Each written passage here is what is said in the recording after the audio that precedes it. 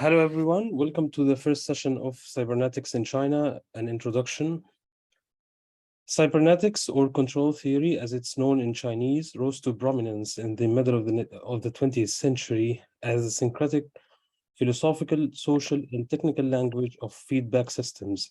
While the background of its founding figures in the United States, from Norbert Wiener to Gregory Bateson, are well studied, less is known about the lineage of cybernetics in China.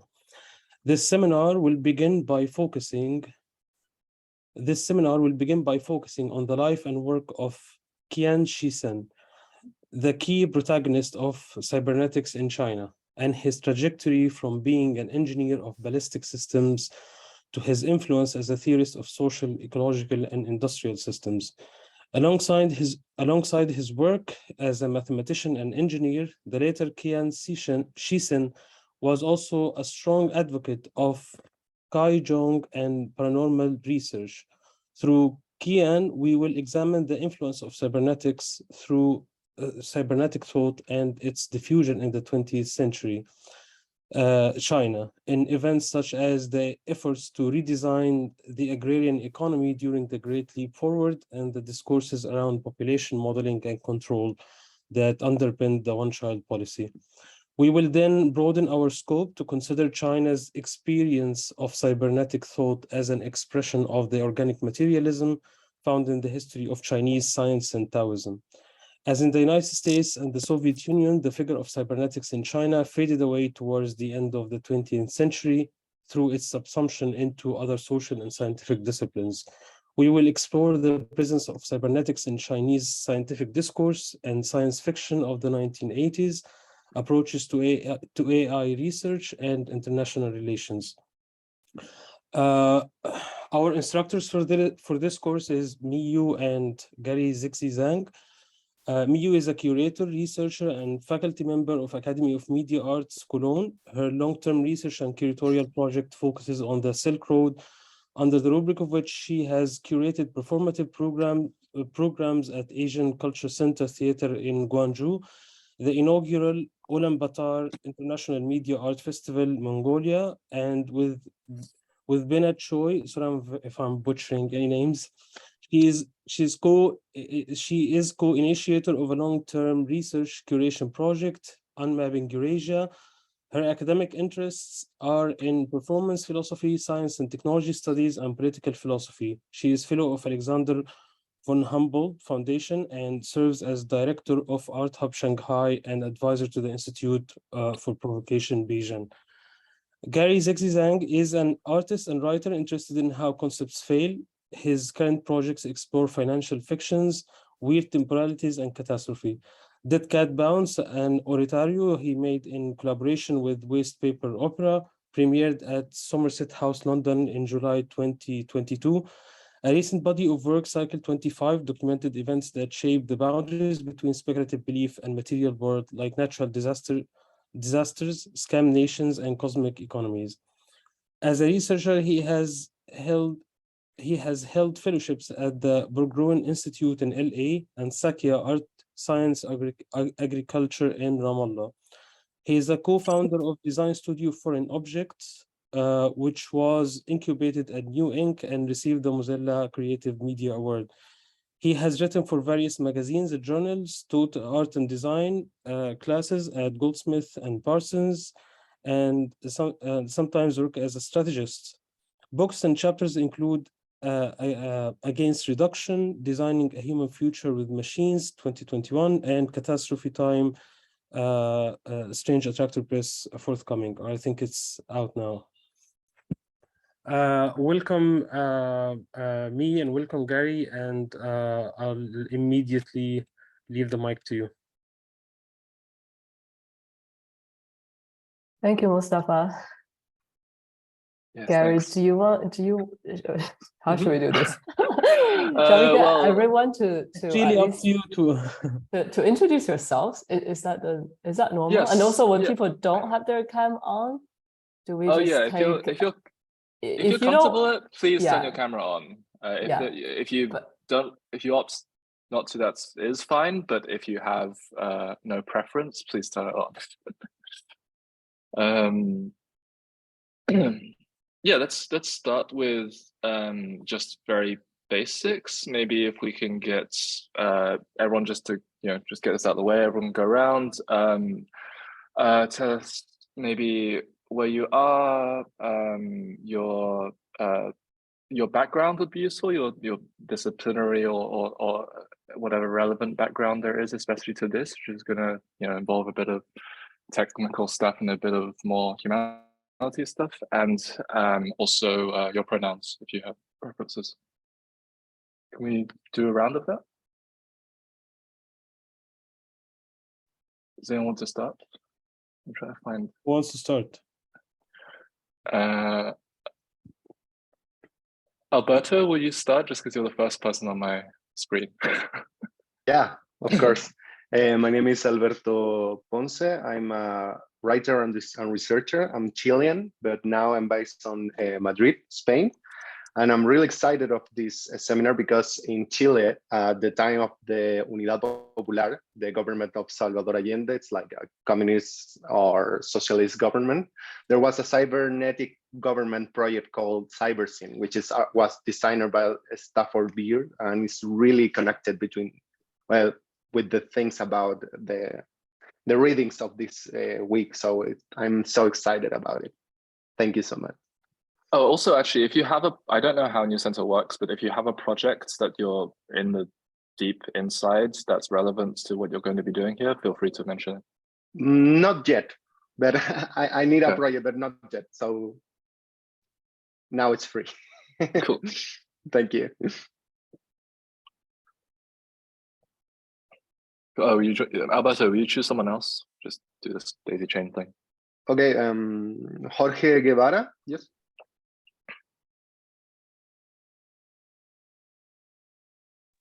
Hey everyone, so short, Jorge.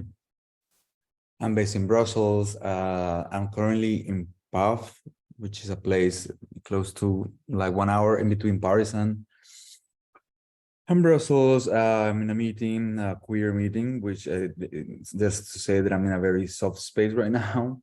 I am I'm a dancer choreographer and also a multimedia and interaction designer. So I have a research position in Germany where I research dance and technology. So yeah, that's me. I guess I'll just drop some links. It's like, and I do something that I guess maybe relevant. I'm part of a research group in Brussels about transdisciplinary studies that is which evolves from cybernetics based in Brussels and Namur from the 70s. Yeah, I'm a bit like, just to say, like, I'm in a very queer space like for a week. So yeah, just, yeah, hello.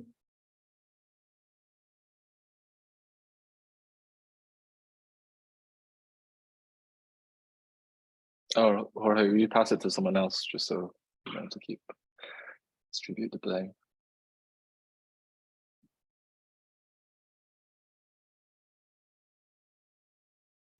Okay, let me. Okay, so Michael, would you like to introduce yourself? Michael Sink?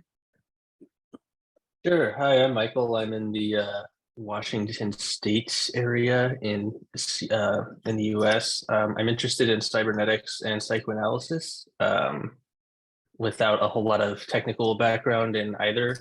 I suppose you would say this is a hobby for me. Doing the critical philosophy program at the New Center, spending as much of my free time on this stuff as I can. I have no background at all in this side of the history of cybernetics, so I'm very excited to learn about it. And Rachel? Thanks, Michael. My name is Rachel Clipp. I'm based in Pittsburgh, Pennsylvania in the United States, and I work at the Office for Public Art, and I'm mostly an arts administrator, and I work mainly in socially and civically engaged art. I don't have any background in cybernetics at all, but this class sounded amazing and like something very new and interesting, which is why I signed up. So I'm very happy to be here. And I will now pass it to Michelle. Thank you, Rachel. I'm based in New York. city in the US. I'm a freelance curator. I'm interested in this class because I'm originally from Shenzhen, China, which is one of, I think it's one of the most ambitious projects that came out of the economic reform in China in the late 80s. I will pass it to Flora. Hi everyone, I'm Flora. My pronouns are she, her. I'm a designer, artist. I have a background in engineering, and right now I'm in Paris, which is where I'm from. But I just came back from a research fellowship focused on AI in the United States, and then I'm starting another fellowship very soon that's going to be based in China.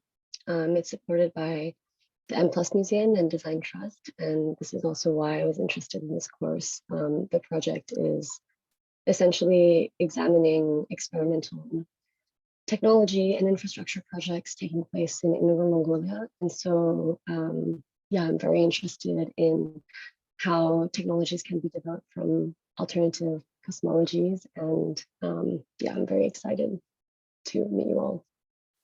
I'm gonna pass it on to Georgiana. Hi everyone, I'm Georgiano. I am based in Amsterdam, but I am originally from Romania. And my foundational background is literature. And from there, I kind of developed an interest in the literature and science studies. And right now, I'm also a student with the new center in transdisciplinary studies. So yeah, I mean, all my interests are in that bucket. And I'm also interested in forms of writing that can translate best transdisciplinary inquiry. And I'm at this course because lately I became interested in the pioneering text of cybernetic texts in Romania. So I came here also for a comparative approach. And what's interesting for me is that the founder of cybernetics in Romania was also very interested in psychiatry and psychology. So also had like this kind of transdisciplinary approach as well. And plus there are many, like in the 70s, Ceausescu started the de-Stalinization process and took a lot of inspiration from the development models in China that were mentioned in some of the texts we had to read for today or for the course in general. So I'm really excited. So, and other than that, I'm a freelance programmer as of 2 months ago and a writer. Yeah, and I'm the founder of Morphic Minds. And yeah, the next person would be Edna, sorry. Thank you. I am Edna. I am a philosophy student from Mexico City, but I'm based in Barcelona currently. I am translating Rezas Negarestani, Intelligence and Spirit, into Spanish. And also I am coordinating a philosophy workshop, libertarian philosophy workshop in Barcelona. And yeah, I am very interested in the intersections between politics and technology. And I think the cybernetic field is very interesting. I'm very into this. I'm very excited that you talked about the cyber scene from Allende era. And I wanted to ask you, Georgiana, about this guy you just talked about, this Romanian theorist about cybernetics, his name. And yeah, that's it. Thank you. I want... sorry to interrupt, but we'll have to like make the rest of, because we have a long list of panelists. So let's do the rest of Write down the chat, everything for you, Edna. Yeah. Thank you. Yeah, in the chat.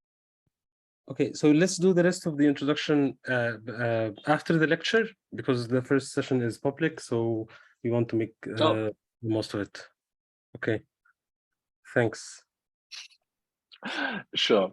Okay, but do we also get to speak about housekeeping things such as, you know, how should people form groups and make presentations and things like that?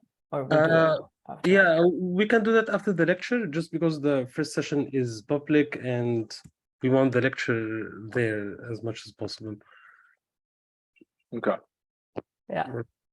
Okay, I mean, it's gonna be quite, actually quite personal, I think, in the same way that everybody started introducing their personal interest in the topic. I'll also do mine.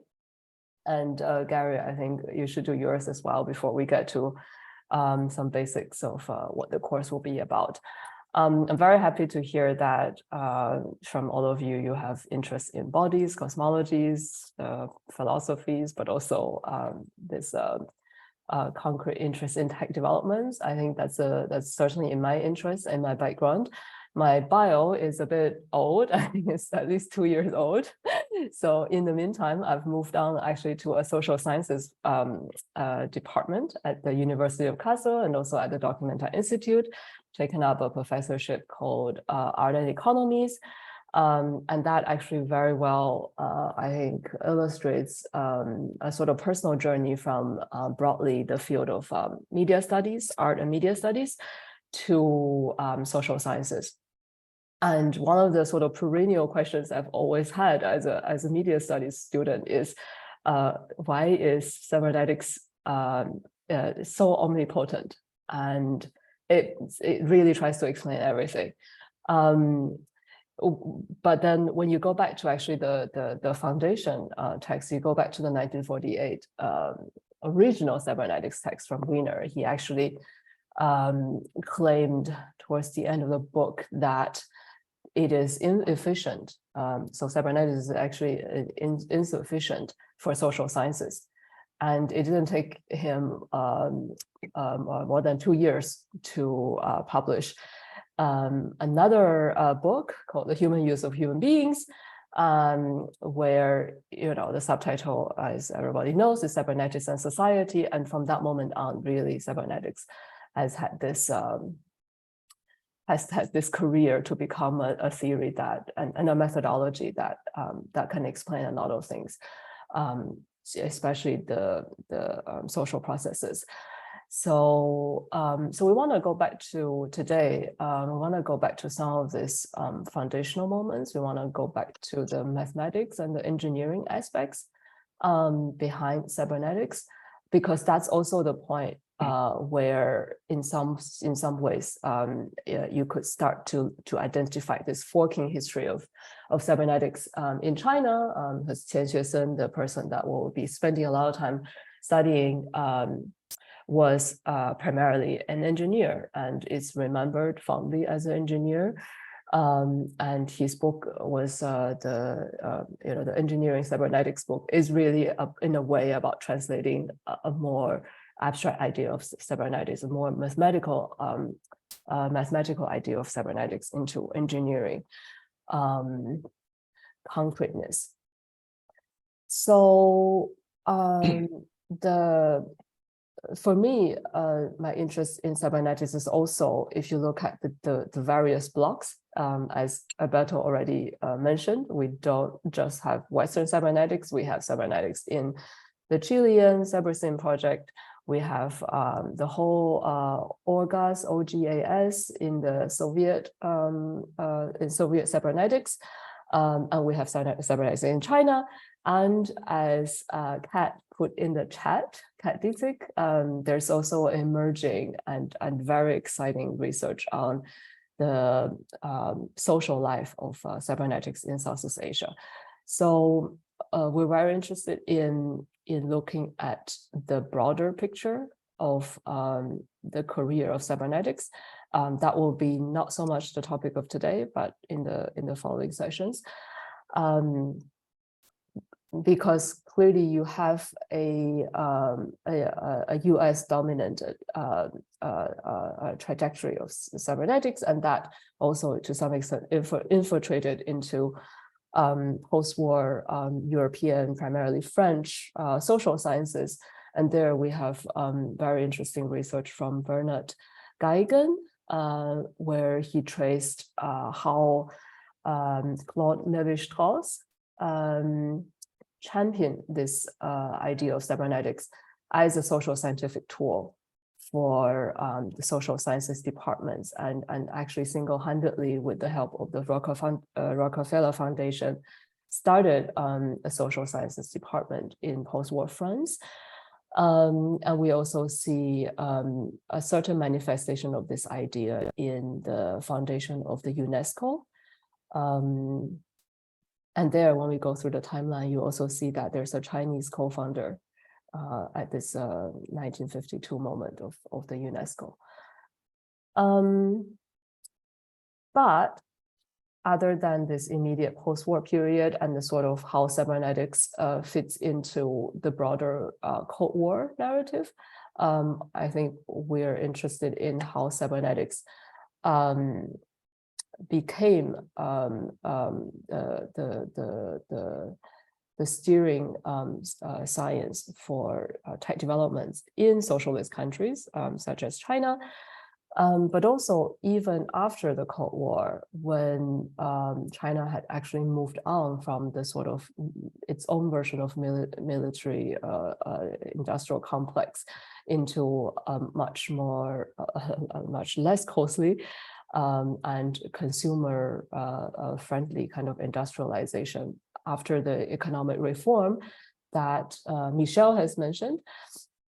We're interested in how some of the thinking from Qian Xuesen and other Chinese cyberneticians still figured in social sciences and in scientific developments today.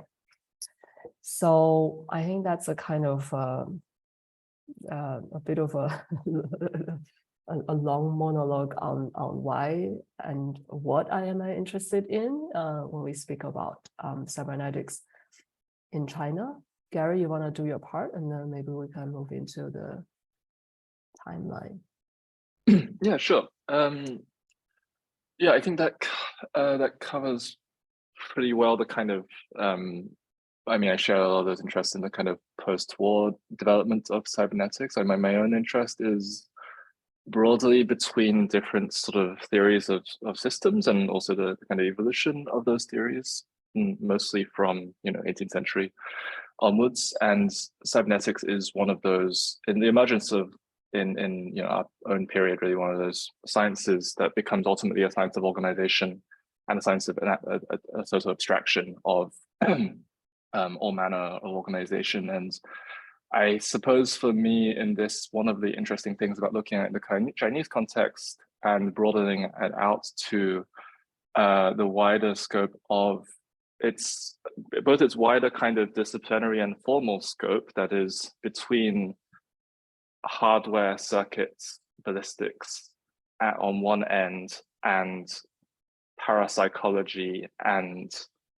economy and psychiatry and social systems somewhere along that spectrum on the other, the way in which it was able to kind of influence and absorb all of these spaces, admittedly at some points turning into self-help.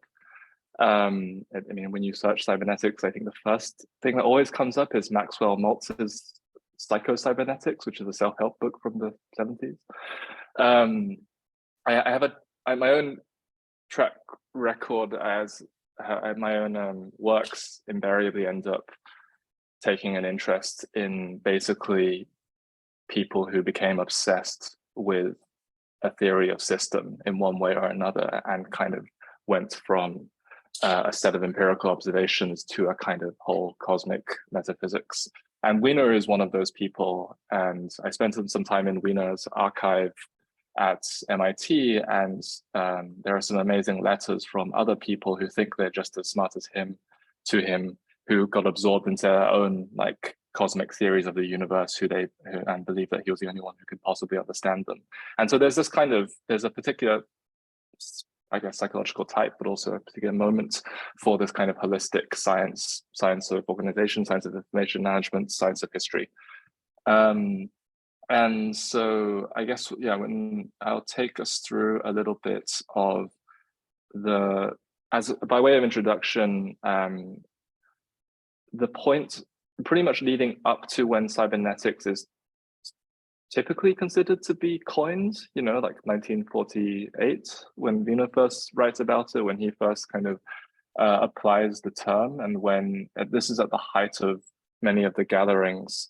I'm just by way of introduction, I put together a bit of a timeline to refresh my own memory on this, and to look at the kind of relationships between Qian Xuesen's personal trajectory, which is fundamentally important because he's one of those figures that really rides world history in a way over this period, and the kind of prehistory of cybernetics. Well, a short prehistory, we could really go a lot further back.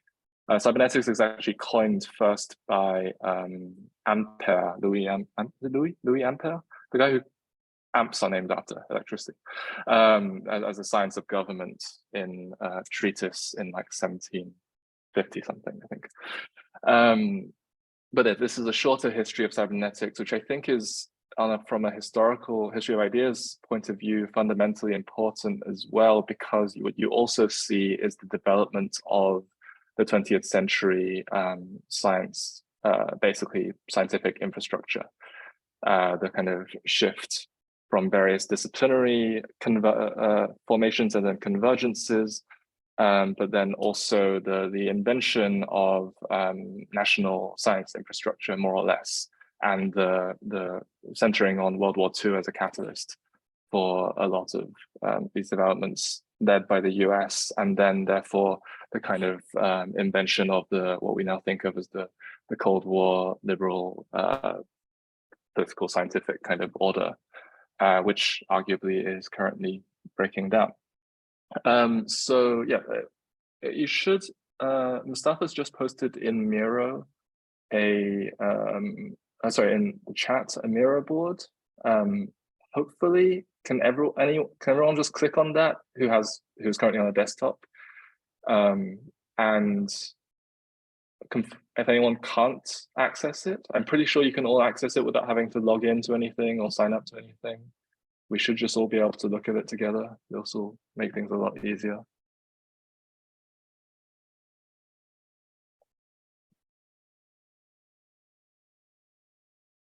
Can everyone see this? How are we doing? Yes, I can see it. Okay, cool, great. If anyone can't see it, I currently only see 3 or so people on the board, so hopefully everyone can find their way in. Sorry, what they're supposed to do? Sorry, you're supposed to click the link in the chat, and it should open up a big whiteboard with a single diagram on it.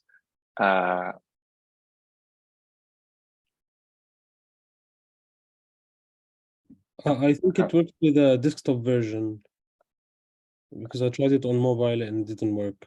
Yes, I mean, people on mobile are gonna struggle to look at a diagram on a screen share anyway, so they might just have to follow along by voice, to be honest.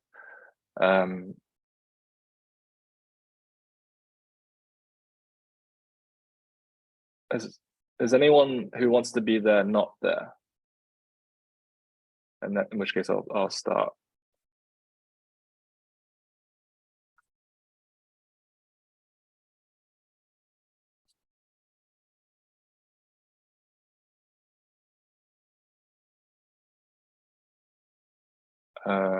Yeah, should I just begin? Sorry, I can't see how many people on the board right now.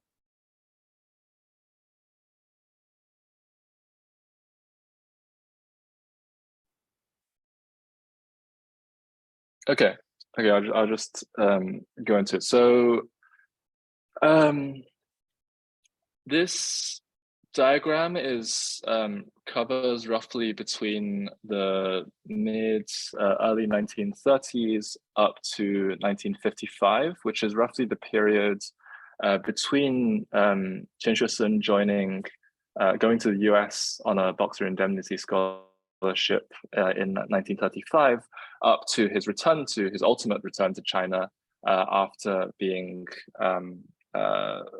arrested under virtual house arrest by the FBI during the Red Scare in 1955.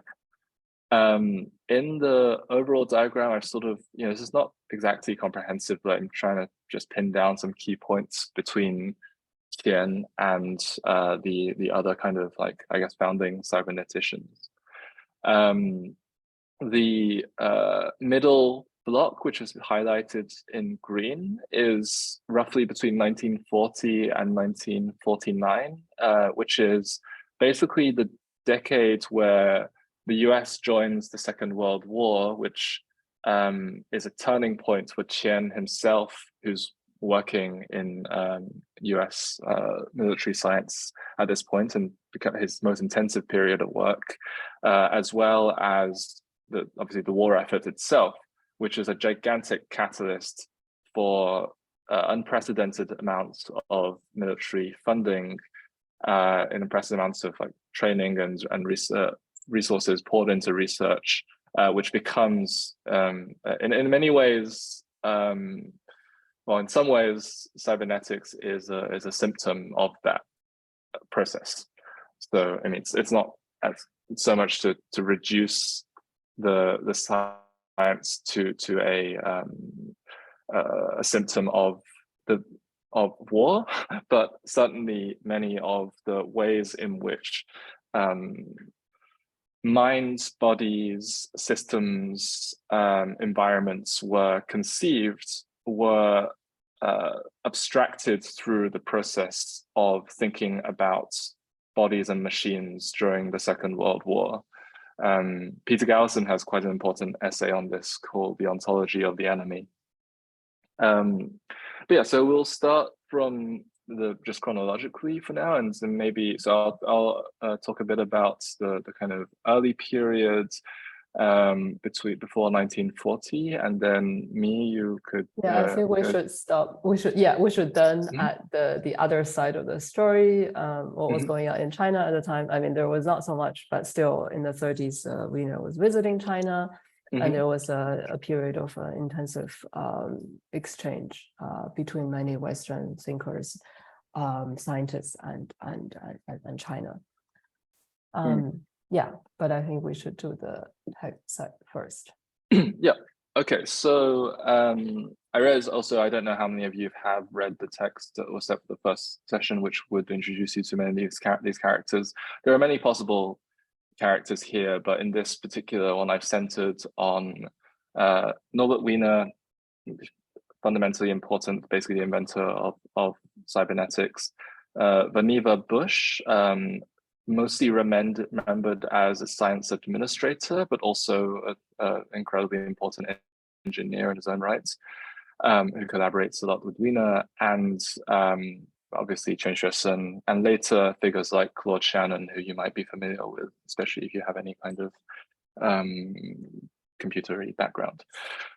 So if we want, in the late 20s, early 30s, Vannevar Bush is an engineer at MIT. He's the in the electrical engineering department, and I don't know the full backstory to this, but he comes up with something called a differential analyzer, which is basically a mechanical instrument for calculating differential equations. It was like a huge, very clunky mechanical computer. And it was very difficult to use and needed to be reset every single time for every new equation. But what it was is I've chosen this as the kind of chronological starting point because it is one of the starting points for a pattern that appears throughout this history, which is basically how do you turn turn mathematics into mechanism? How do you use mechanism to do computations and mathematical functions? How do you understand things like ballistic trajectories and metal crumpling through various kinds of functions? And how do you kind of this kind of crossing between abstract and concrete theory and practice? And so Bush by this point has come up with a mechanical computer called a differential analyzer. And he is at MIT working with Norbert Wiener, teaching circuit design and circuit theory. And his first graduate students is Claude Shannon. Oh, no, sorry, no. One of his graduate students is Claude Shannon. who goes on to invent the modern idea of information. But Shannon's doctoral thesis, which is slightly less famous than his later work, is how to do circuit design with algebra. So like how to basically make electrical circuits using mathematical logic, because circuit design up to this point was like to some extent a process of a heuristic process. It was not kind of fully kind of proven. And Shannon's thesis is, I think it's sometimes called the most important master's thesis. Yeah, it was a master's thesis as well. It was sometimes called the most important master's thesis in the 20th century because it kind of establishes the possibility for computational logic to be done using electrical signals and the design of electrical circuits that do logical operations. So that's what Bush is up to at this point. He also in the process becomes the head of engineering at MIT and also the vice president of the institution, and which kicks off his kind of career as a science administrator who would basically steer US science infrastructure, bring it to becoming, and steer it over the next like number of decades. At the same time, Norbert Wiener is, I can't remember when he was born, it's like 1895 or something, 94 maybe. He is a child prodigy. His archive so his father is a Slavist. His father is also a scholar, a humanities scholar, I think at Harvard or something. And he's homeschooled, he's a child prodigy. And I think he completes his first degree in biology at Tufts University in Boston at the age of 14 and has his PhD thesis done at Harvard in mathematics by the age of 18. So he's kind of, he has a pretty strong sense of his own importance by quite an early age. And is already in correspondence with a number of people in mathematics and logic and so on. If you go to his archive, he begins to self-archive from the age of like 12. And there's a kind of meticulous boxes and correspondences.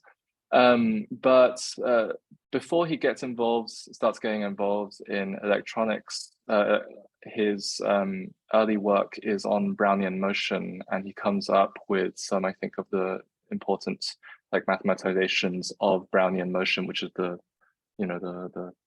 random movement of particles in nature and physics. And he developed something called a Wiener filter and various he has a number of mathematical kind of functions named after him by this point. But by the 1930s, he starts working with Bush on the differential analyzer, on mechanical computing, and his work, and which leads into his visit to China, is at this point on how to turn the mechanical computer of a differential analyzer into an electrical computer. So one of the stories that gets kicked off here is the invention of digital computation and the invention of computers, which is also the invention of electrical components that can do maths. So that's what's going on there. And at the same time, Qian Xuesen at this point is just finishing up at Jiao Tong University in Shanghai, and then on an American scholarship joins MIT in 1935. So on the diagram, I've just roughly kind of classified this section as like applied mathematics and logical circuits, because basically what everyone's doing here is like applied maths. It's kind of, and mathematics, like mathematicians like Wiener moving into engineering, and engineers like Bush trying to abstract their electrical circuit designs and the electronics knowledge into what do you call it? Abstract them into mathematical kind of formulae. Yeah, maybe that's a good point. Yeah, exactly. I mean, the broader historical background was that 1937, Japan invaded China, and much of the eastern part of the country very soon fell into under de facto Japanese occupation to various degrees. Hence, many scholars and scientists had to move further inland. So they mostly ended up in Chongqing and Kunming and established various universities there. So the development of science and technology had been quite disrupted because of the war. But before the war had broken out, there were many exchanges, not least thanks to actually some of this scholarships that were created after basically out of the Chinese war indemnity payable to the US.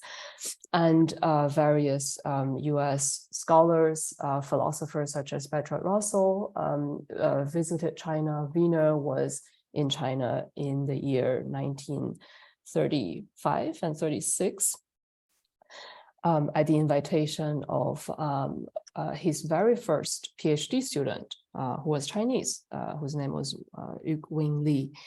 I owe a lot of this research actually to Paul Fagerfeld, who has done probably the most thorough study on Wiener's time in China and his correspondences with Chinese scholars. But his PhD, this is his PhD dissertation, is in German, so I don't suppose that is very accessible to a lot of people right now. In China, Wiener took an interest in the culture and the language. He had had a few Chinese friends. Many of them were like him, mathematicians, but also polyglot. One of them was the linguist Zhao Yuanren, also known as Yuanren Chao. He calls himself a natural-born linguist and mathematician, which is probably how he and Wiener really appreciated each other. And this Zhao Yuanren would appear a bit later in the timeline when it comes to the Chinese translation of cybernetics, the term itself. Wiener also took an interest in the language and took private courses on Chinese. And recounted in his bio that I have never felt the advantage of European culture over any of the great cultures of the Orient as anything more than a temporary episode in history. And that I was eager to see these extra European countries with my own eyes and to observe their modes of life and thought by direct inspection. So in the time that he spent in Tsinghua in 1935 and 36, he worked with Wing Li essentially on what Gary just spoke about, on working out the differential analyzer in its into something concrete. So much so that many do attribute the whole development of cybernetics of Wiener to his time in China. Yeah, so that's the side of the story, and then we can move on to the wartime. Yeah, so I guess this after this we're at the point where 1936, so Tien and Wiener, in a sense, I guess actually just miss each other. In terms of whether they actually ever encountered each other, Tien arrives in MIT for I think less than a year in 1935 before transferring to Caltech on the West Coast, and Wiener has his year out in China in 1935-36. So they actually probably completely miss each other, which is kind of interesting. I've never seen any indication that they actually met. But Tien's like a pretty fresh-faced student at this point, and in 1935 he moves to MIT and is interested in aerodynamics, and he studies with von Karman, who's like a leading fluid dynamics, aerodynamics kind of engineer physicist at this point. And von Karman, he becomes he's obviously really bright, and he becomes one of von Karman's like close doctoral students and joins him at the Guggenheim laboratory called Galsit in the West Coast. At this point, Tien is, I guess there's a kind of background to this because at the same period where he has just started his studies in his research in the US, he is also, there are a number of Chinese students as well at Caltech, and in the background of this is also events happening at the Nanking massacre, and the kind of peak of the atrocities of the Japanese invasion of China. And so there's a kind of sense of loyalty and sense of kind of like national kind of allegiance that is kind of running somewhere in the background of all that's going on. At the same time, he's working very closely with von Karman, and they come up with, they're working very much on the sort of physical side of aircraft's performance. So they're working on things like fuel and like how to make stuff go faster, how to do the chemistry and the physics of making stuff go faster, and how to make stuff not implode when they go fast. That's, I think, the simplest way to put it. He comes up with one of his most important contributions in 1939, the Karman-Tien pressure correction formula, where they're basically coming up with mathematical formulations of how materials respond to high pressure and like high velocity environments. And so all this is going to be fundamentally important for the development of rockets, ballistics, aircraft, but everything that then obviously starts feeding into the developments, the military developments of World War II. But as I understand it from history, this period, they're really just working. There's not even a great deal of like control theory thinking in this period. I don't think they're working on servo mechanisms or anything like that yet, as they are doing at MIT with Wiener and Bush. Von Karman and Tien are basically working on rocket science. They're working on how to, rocket science itself being not, a particularly narrow discipline. It's just about how certain kinds of bodies operate in certain types of environments in terms of speed and pressure. So some of Tien's most important contributions around this period are basically how do large metal orbs or like rocket-shaped, plane-shaped objects not implode and crumple, and if they do crumple, how do they crumple, and how do we come up with not only empirical results for this, but how do we then mathematize them, turn them into like mathematical formulations and models, which we can then kind of compute and calculate to improve. I don't know if you guys read the excerpts from the Zhang book, but he at this point becomes one of the central figures of a group called the Suicide, well, they get called the Suicide Squad, which are basically this group in the Pasadena desert who are all roughly students of von Karman, who, with von Karman's kind of, friendly avuncular support of some kind, but von Karman isn't himself directly working on these experiments, they start working on rocketry. And rocketry is not really, as far as I know, a field that's like highly developed at this point.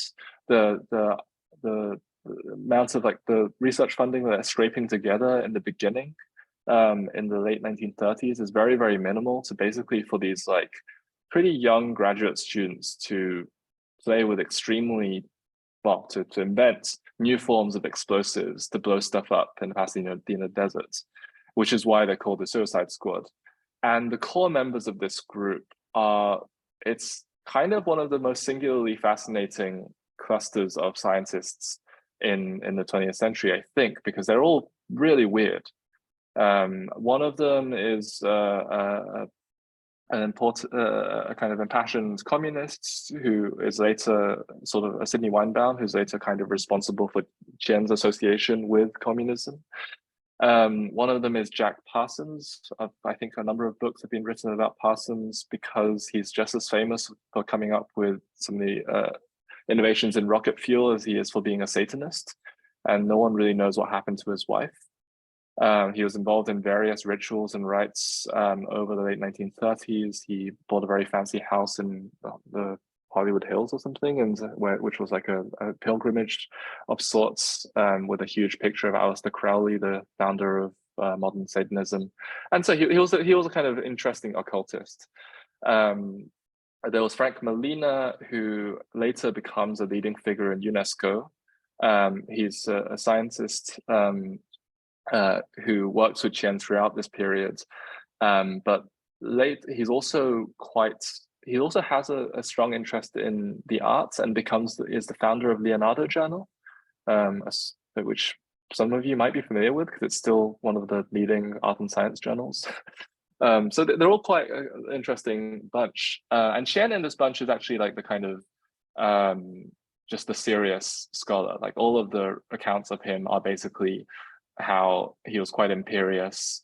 He didn't like talk to anyone he thought was stupid, and he was incredibly smart and like worked all the time and was a relatively quiet figure otherwise. But he attended these kind of interdisciplinary sort of meetings, which I think were hosted at the house of Sidney Weinbaum, where they discussed geopolitics, history, philosophy, and all manner of things going on at the time. And the 1930s also globally is a very fertile time for science in a form for politicized science. You know, this is a period where there are still many communist scientists, not just the Lysenkoists in Russia, but like scientists with political convictions who in a kind of overall scientific world community, which was not as kind of highly narrowly atomized and disciplinarized as it is today. And you have, you know, I think, for example, Mackenzie Walk's Molecular Red kind of covers this period quite well in terms of thinking about the kind of political imaginary of science away from the kind of purely liberal order that comes up after the war.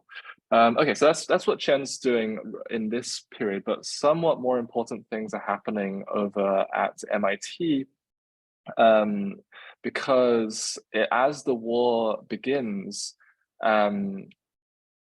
I think at this point, let me see on the timeline, Vannevar Bush has already shifted from MIT to run first the National Aeronautical Association, which is a precursor to NASA, and then the Office for Scientific Research and Development, which is a body that was invented to basically fund a series of elite institutions, MIT chief amongst them, in terms of like scientific research that would directly influence the war efforts. So cryptography, radar, cryptanalysis, ballistics, all of this stuff, unprecedented amounts of money is being poured into this. And I think this is one of the first moments in the 20th century when the state, the US state, starts to like really become the kind of dominant patron of the sciences. And later we'll see this turn into the National Science Foundation.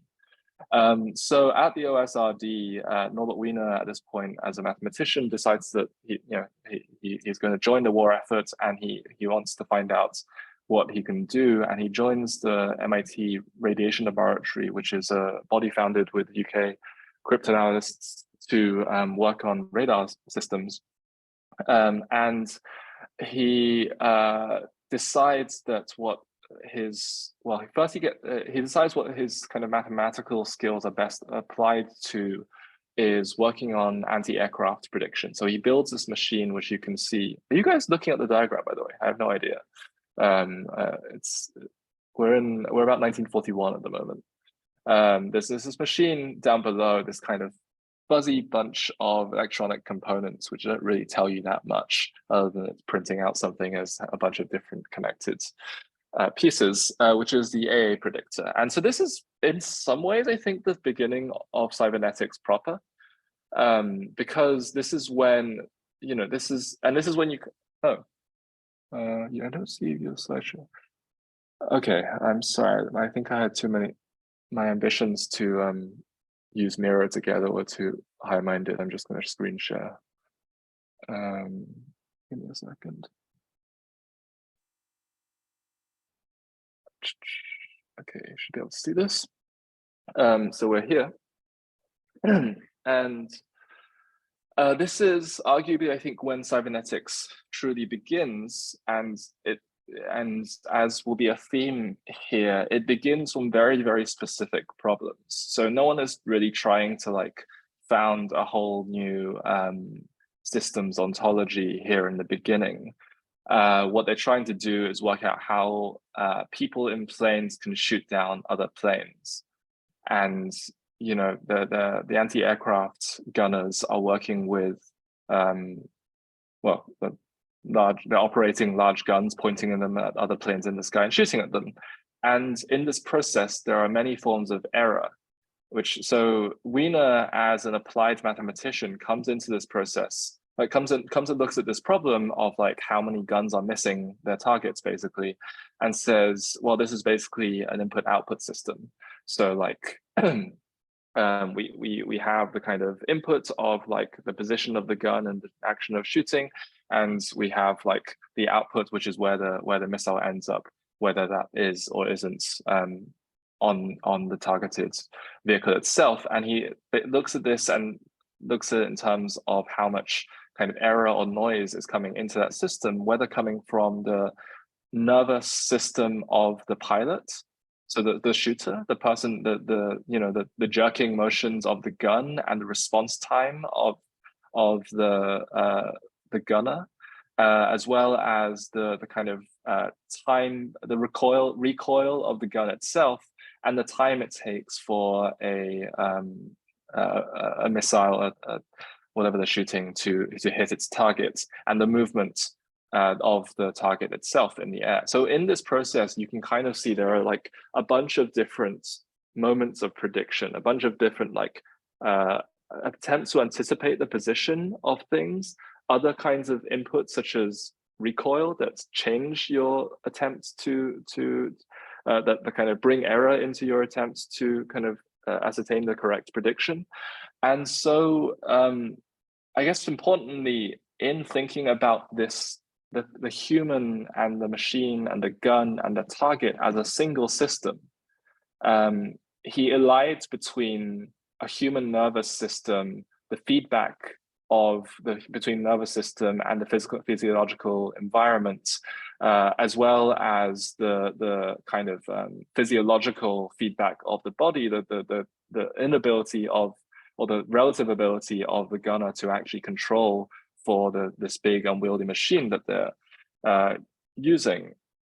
And what he tries to do is to turn that into a signal. He tries to dampen or correct for that pattern.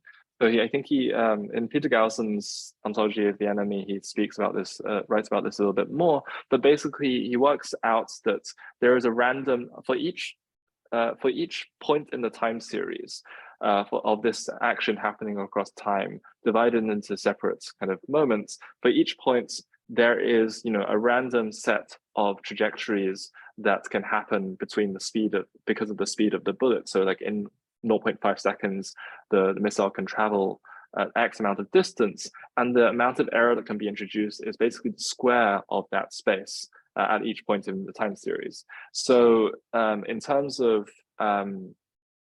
which so just come to think of it, is actually very closely related to how noise is conceived in stochastic equations like Brownian motion.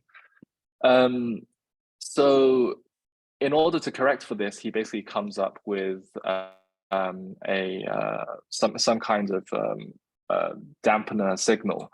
I don't think he actually ever really succeeds in building this machine by the end of the war, but he's basically trying to work out how to generate forms of feedback. He's trying to correct for the forms of feedback that are being introduced by the environment that the gunner is currently in, and how those forms of negative feedback, corrective feedback, can be built into the machine itself, and to correct for the patterns of behavior and to reduce the amount of error that each of the gunners is undergoing.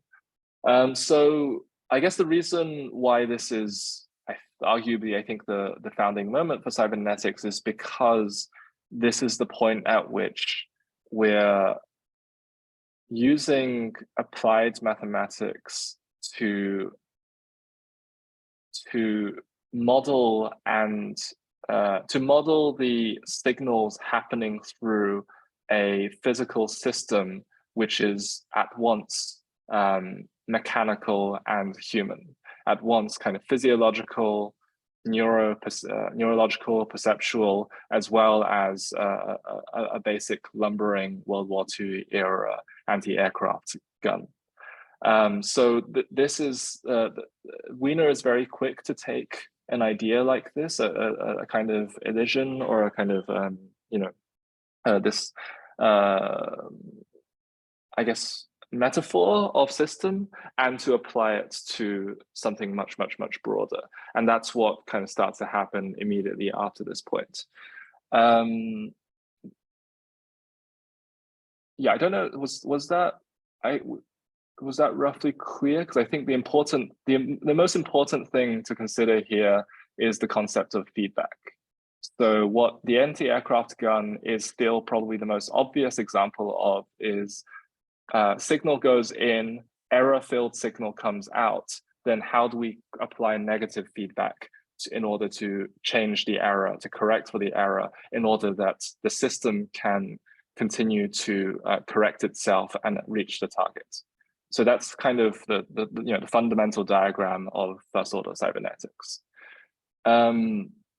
At the same time, Vannevar Bush actually turns down Wiener's request at this moment to build the very, very first digital computer because he doesn't think that's actually going to help the war efforts. And the first digital computer, ENIAC, is begun a couple of years later.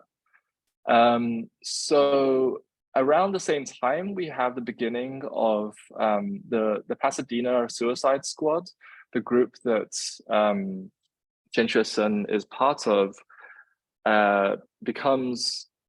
They go from scraping together tiny amounts of funding to do their own explosive experiments to being given quite large military research contracts quite rapidly, like within the space of about 3 or 4 years. And that's also ramped up as the war effort begins. And so by 1942, actually, I think the Jet Propulsion Lab is formed, and that's the kind of the formal institution that emerges out of their research, which is part of the Air Force, and also later is absorbed into NASA. So between them, between Vannevar Bush at the National Aeronautical Committee, I think, and the JPL being formed over in Pasadena, you have the pieces of what later becomes NASA and the civil space infrastructure and the space race and so on. So Tien at this point, especially between 1943 and 45, has his most kind of intensive scientific phase of scientific work, and he gets together with von Karman, he enters some of the highest echelons of classified research in ballistics, missile building, and he leads missile building at the JPL.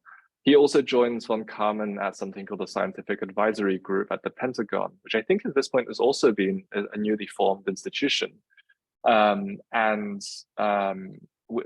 works on a number of reports, which there's an offshoot of this, because cybernetics is also, this history also has a great deal to do with the history of prediction and forecasting, and the Scientific Advisory Group is kind of one of the earlier military industrial era think tanks, which later key figures of it become RAND Corporation, which is probably the most well-known of the Cold War think tanks.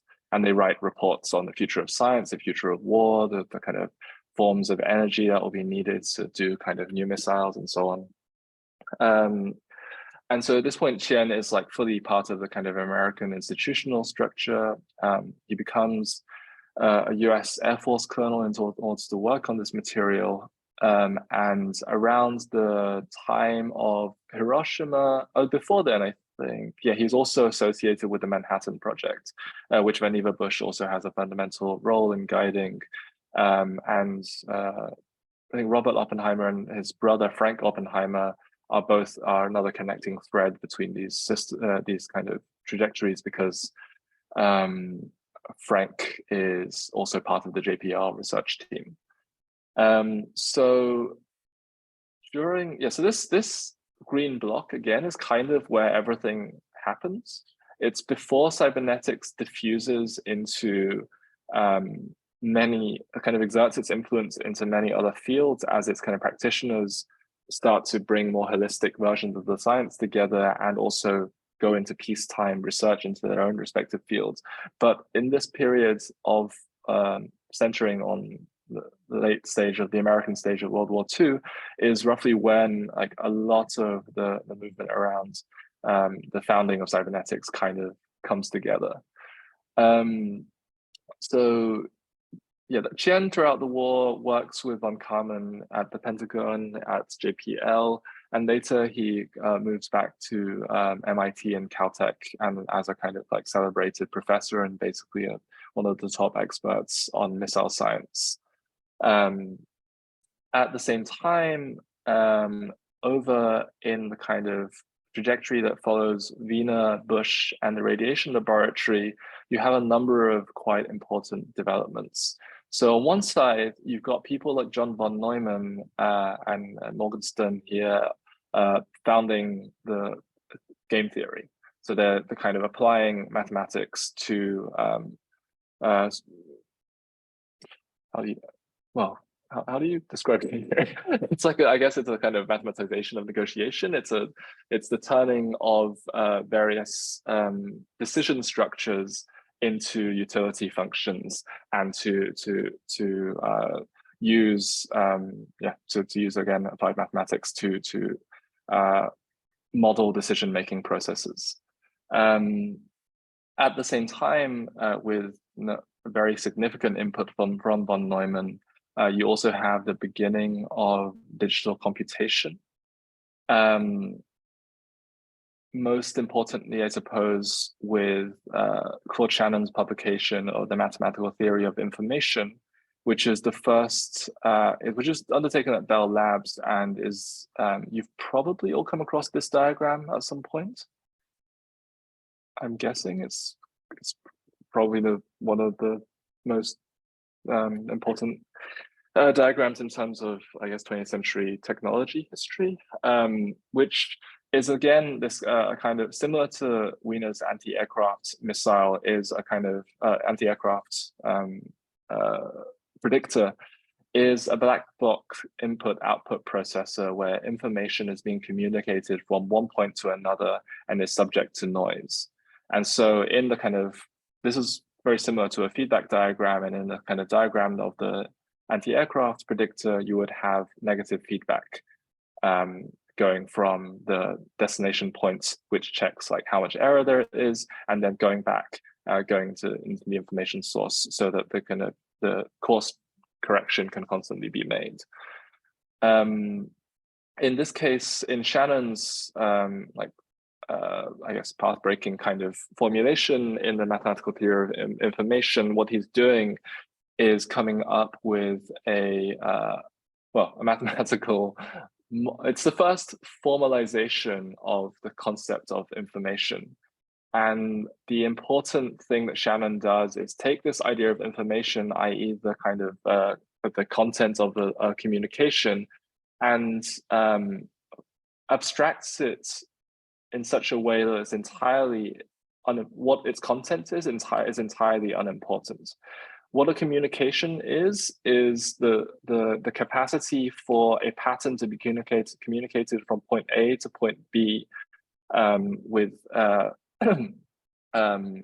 which is a process which always introduces some quantity of noise. So the information here is basically understood as a God, how do you put this again? Shannon conceives of information as a quantity of what he calls entropy, which is slightly different from thermodynamic entropy. But it's a process by which a quantity of surprise or a quantity of the clarification of uncertainty is delivered through a piece of communication. And the value of a communication is related to how much uncertainty it kind of banishes. So for example, the concept of a bit, like a binary digit, is the amount of uncertainty contained in the coin flip, because in the action of a coin flip, you have a 50-50 communication of, you have a 50-50 chance of having one side or the other, and you're clarifying a 1 in 2 possibility of uncertainty. And that is the basic sort of building block which can be used to connect in digital circuits using transistors to compute binary logic using circuits, which is basically the founding the founding units of digital computing. That's how computers continue to work. So at the same time, if we go back a little bit, please stop me if I'm going on too much. I feel like this is a bit of a wormhole, this kind of period. So there's kind of everything is kind of being invented at once here. But if not, I will continue. Just do it. Okay. Let's get through this part. Yeah. Okay. I feel like I'm just, it's not really, there's no two ways around this, I guess. Okay, so at the same time, after Wiener is working on the AA predictor, he's working with someone called Arturo Rosenbluth and another engineer, and they come up with, they basically broaden the idea of the kind of self-correcting anti-aircraft gun, the man-machine system that is the self-correcting anti-aircraft gun, and broadens it out into a theory of teleological machines, of like a theory of goal and purpose, because irrelevant of human minds, of judgments, of souls, of subjectivities, a machine which is a system which is able to correct itself in order to pursue a particular state of being can be understood as a goal-oriented system. I mean, in more abstract terms, it can also be understood as a system as such, because as Wiener would probably put it, a system is constantly something that's fighting against noise that's threatening to dissolve it. In whether it's a cell or a car or a human being, it's operating in an environment of uncertainty and noise, which is constantly threatening to kind of shift its identity as a system. So it's constantly, at the very least, trying to engage in what's called negentropy, the kind of the holding on to its own constitution, its own pattern against the kind of environment of noise. So they write an important paper in 1943 called Behavior, Purpose, and Teleology, which basically broadens out the work that Wiener's doing on the AA predictor into a kind of just a broader philosophical conception of what machines and humans are together, and what a sort of philosophical account of a purposeful system is, which ends up in very kind of ontological territory and ends up in various debates with philosophers as well. At the same time, around this time, in apparently 1943, I don't remember if that's exactly right, Warren McCulloch, a psychologist, and his student Walter Pitts, also out inventing the first neuron. The first kind of diagrammatic formulation of a neuron, the kind of a single, which is basically, sorry, I think I have a diagram of one somewhere, which I'll copy into here. Their 1943 neuron looks like this.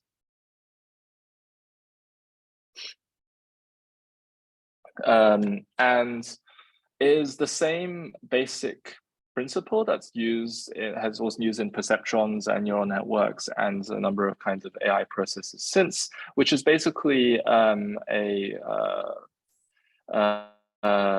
function which takes in a series of different weights, and these can be understood as like different inputs.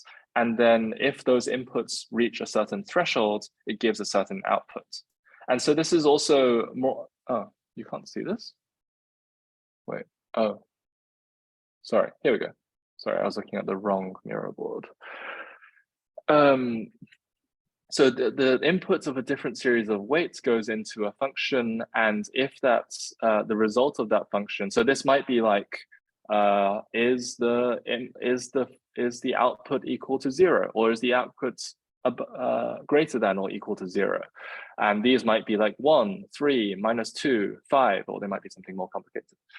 And what this basic model of a neuron is doing is saying that, okay, this neuron is taking in these inputs, giving an output, and if the output is over a certain threshold, or like meets a certain set of conditions, it creates its own output, which is a 1 or a 0, which goes into presumably another neuron in a network of neurons. This is basically also similar to how transistors work together to make a logic gate. So the way you do kind of like different logical functions in electrical circuits is by taking different kinds of inputs, and if they reach a certain threshold, the output of the transistor flips from like 1 or 0, taking an analog signal, which is like continuous, and turning it into a discrete signal, which has like either has a binary value. So there's a kind of a number of different analogical processes that are being explored here by different people in different fields. At the same time, Gregory Bateson, who you might have heard of because he was a much more prolific writer and communicator, and was also married to Margaret Mead, probably the most important or most well-known anthropologist of the 1960s. Gregory Bateson was actually in China and Southeast Asia at this time, just tangentially, and was working on a theory of schismogenesis, the kind of proliferation of difference between similar groups of people. And somehow, I didn't really explore this properly, but somehow this feels quite linked to the way in which he brings a sociological dimension to the cybernetics discussions at the MATI conferences later.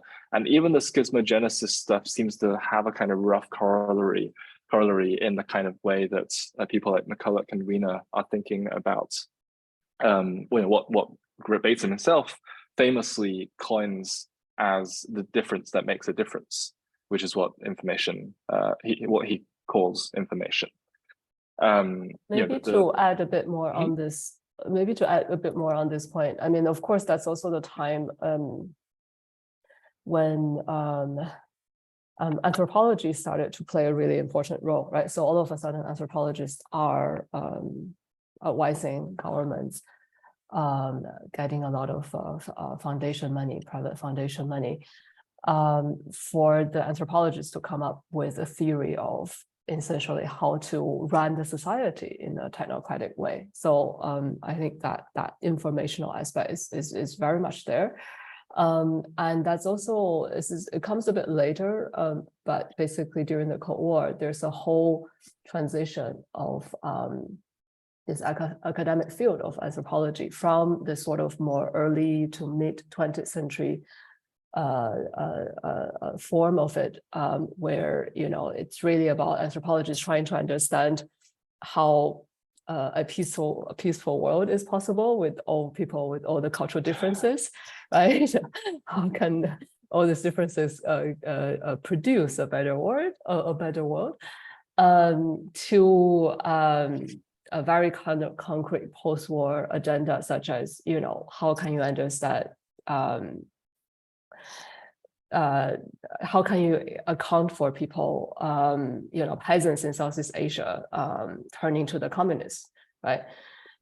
So there, you really have a instrumentalization of anthropology, and Margaret Mead at the time kind of slowly lost out to this new wave of anthropologists who saw their discipline as something very, very instrumental in the contestation of the Cold War and in the mission to quote unquote modernize the third world, right? So that you have all this developmentalist minded anthropologists, Clifford, for example, or Ward Rostov, and yeah, so that connection to cybernetics is also interesting, because in the end, it is about you know, how do you achieve some form of equilibrium or autopoiesis in a society? Of course, autopoiesis is a concept that will come up in some 20 years time in the second wave of cybernetics. Yeah. Yeah, there's a maybe we can talk about this if other folks might have input as well. There is a wider story here, which currently I think deviates from the China thing, which is this kind of this interface, this exchange between social science and exchange between social science and natural science, data and the attempt to kind of synthesize between them, which I think originates back around like Augustus Comte in the like mid-19th century, and then you've got people like Herbert Spencer who try to apply like evolutionism to societies. There must be a really interesting story that I don't feel too familiar with about kind of colonial administration, anthropology, the kind of building of like early bureaucracies, and the attempts to kind of like shape exports different kind of forms of bureaucratic system across, let's say, the British Empire. I'm really, I'm just kind of spitballing curiosity. But, there's also an acute sense. There's also an acute sense of need for self-understanding. So I think Spencer and crew, they were translated into Chinese quite early on, because that was the time when China, of course, was very much trying to defend itself against various Western but also Japanese colonizers, as well as trying to reform the whole country. So, you know, there's so many intellectual resources, but one of that is definitely this kind of acute self-understanding that, you know, something is from a natural sciences sense, something is wrong, and that we have to change that. Right, and there's a kind of, I mean, this is all kind of part of a kind of history of systems theory, basically. And trying to think. Oh yeah, and then you have like the kind of beginnings of anthropology, sociology, anthropology proper, with like Talcott Parsons and functionalism in the 20s and 30s, which leads into kind of like Levi-Strauss and the kind of attempts to come up with like a structuralist kind of formulation of social systems.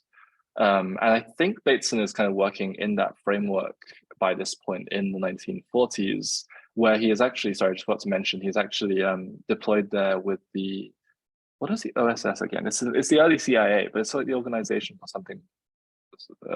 It's the government's kind of research wing, where the US government hired a number of anthropologists to, well, the CIA effectively hired a number of anthropologists to do reports in across, well, faraway countries. And yeah, so Bateson is about to come in as a key figure around here in the Macy conferences.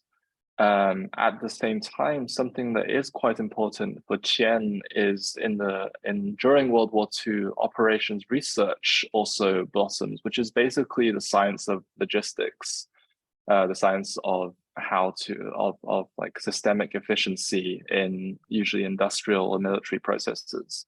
That opens up a great deal during the Second World War, and I think it's that side of kind of management science that Tien is also quite invested in later on, that kind of falls into, so we can probably come up with a number of more organized set of currents here, but so there's one current for cybernetics which kind of falls under management science roughly, from like input-output systems to socioeconomic and organizational sciences, which also leads us towards something else that's happening at MIT around the same time, which is Jay Forrester, who's in the Sloan Business School, who's working on something called systems dynamics, which becomes the foundation for the Club of Rome's World 3, or the various world systems models.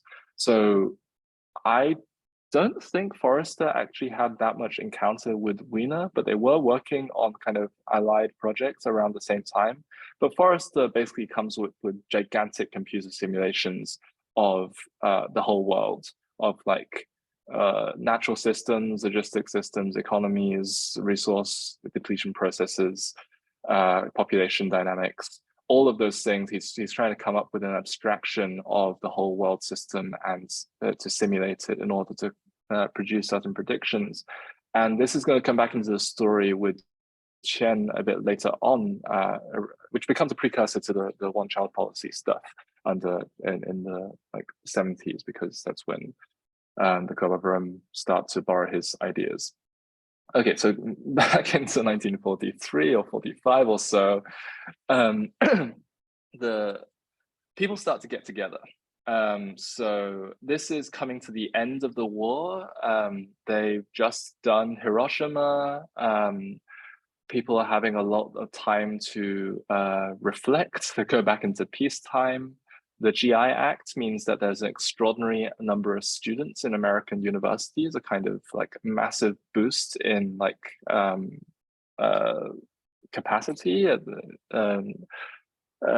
which becomes also like one of the kind of foundations of post-war American science. The fact that they, after the war, put a huge amount of resources of like that, letting veterans go into universities. Around this time, Vannevar Bush is finishing up at the Office of Scientific Research and Development, and he writes this very important article called "As We May Think" in the Atlantic, which basically says, what do we do with all this intellectual capacity? Like, what do we do with the insane amount of resources that we put into a single aim, which is to win the war and build all these weapons? But now it's peacetime. Now America is about to start ruling the world. We don't need to kind of be quite so focused on like purely national defense anymore, and like it's not going to be our only manufacturing industry. So what do we do with all this knowledge and scientific resource? And he basically, I mean, this is highly relevant to cybernetics, but a little bit of a sidetrack. He basically preempts the World Wide Web. He comes up with a system called MEMEX. He somehow thinks that like the thing that we should devote all of our resources into is how to connect knowledge. And he imagines a machine where you can access any piece of microfilm in like the world's biggest library at your fingertips, and you can build connections between those bits of microfilm that contain all the world's knowledge.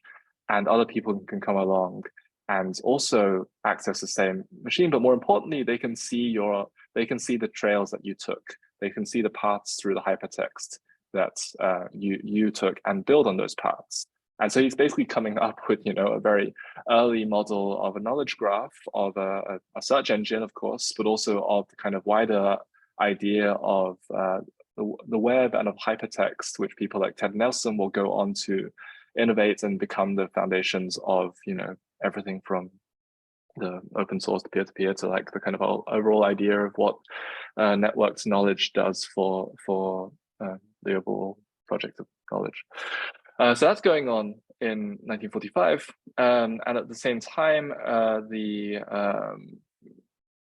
John something Macy, a very rich man called Macy, and possibly the Rockefellers, convene something that becomes known as the Macy Cybernetics conferences, which brings together all of these big players. And this is like a pretty, legendary. It's one of those things that everyone vaguely knows about. It's people like Margaret Mead, Gregory Bateson, McCulloch, Pitts, Norbert Wiener, a bunch of other people. Importantly, highly interdisciplinary.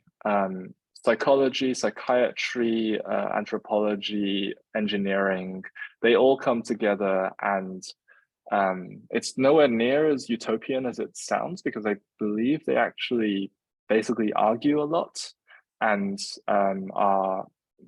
have a great deals of difficulty communicating with each other's disciplines, but the effort is there, and it takes place over something like 6 to 8 years, and they all do fall under this umbrella, and they start to kind of organize under this umbrella of science of cybernetics, which is a kind of being understood as a holistic science of organization.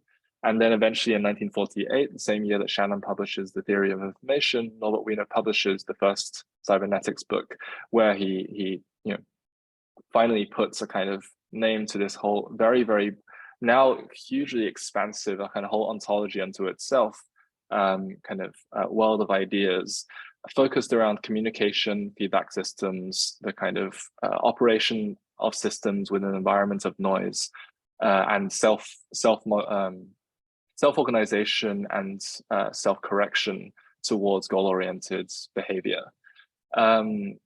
So in this moment, you've got all of these different kind of you can see these black clusters, which I've attempted to kind of cluster together some of the important themes.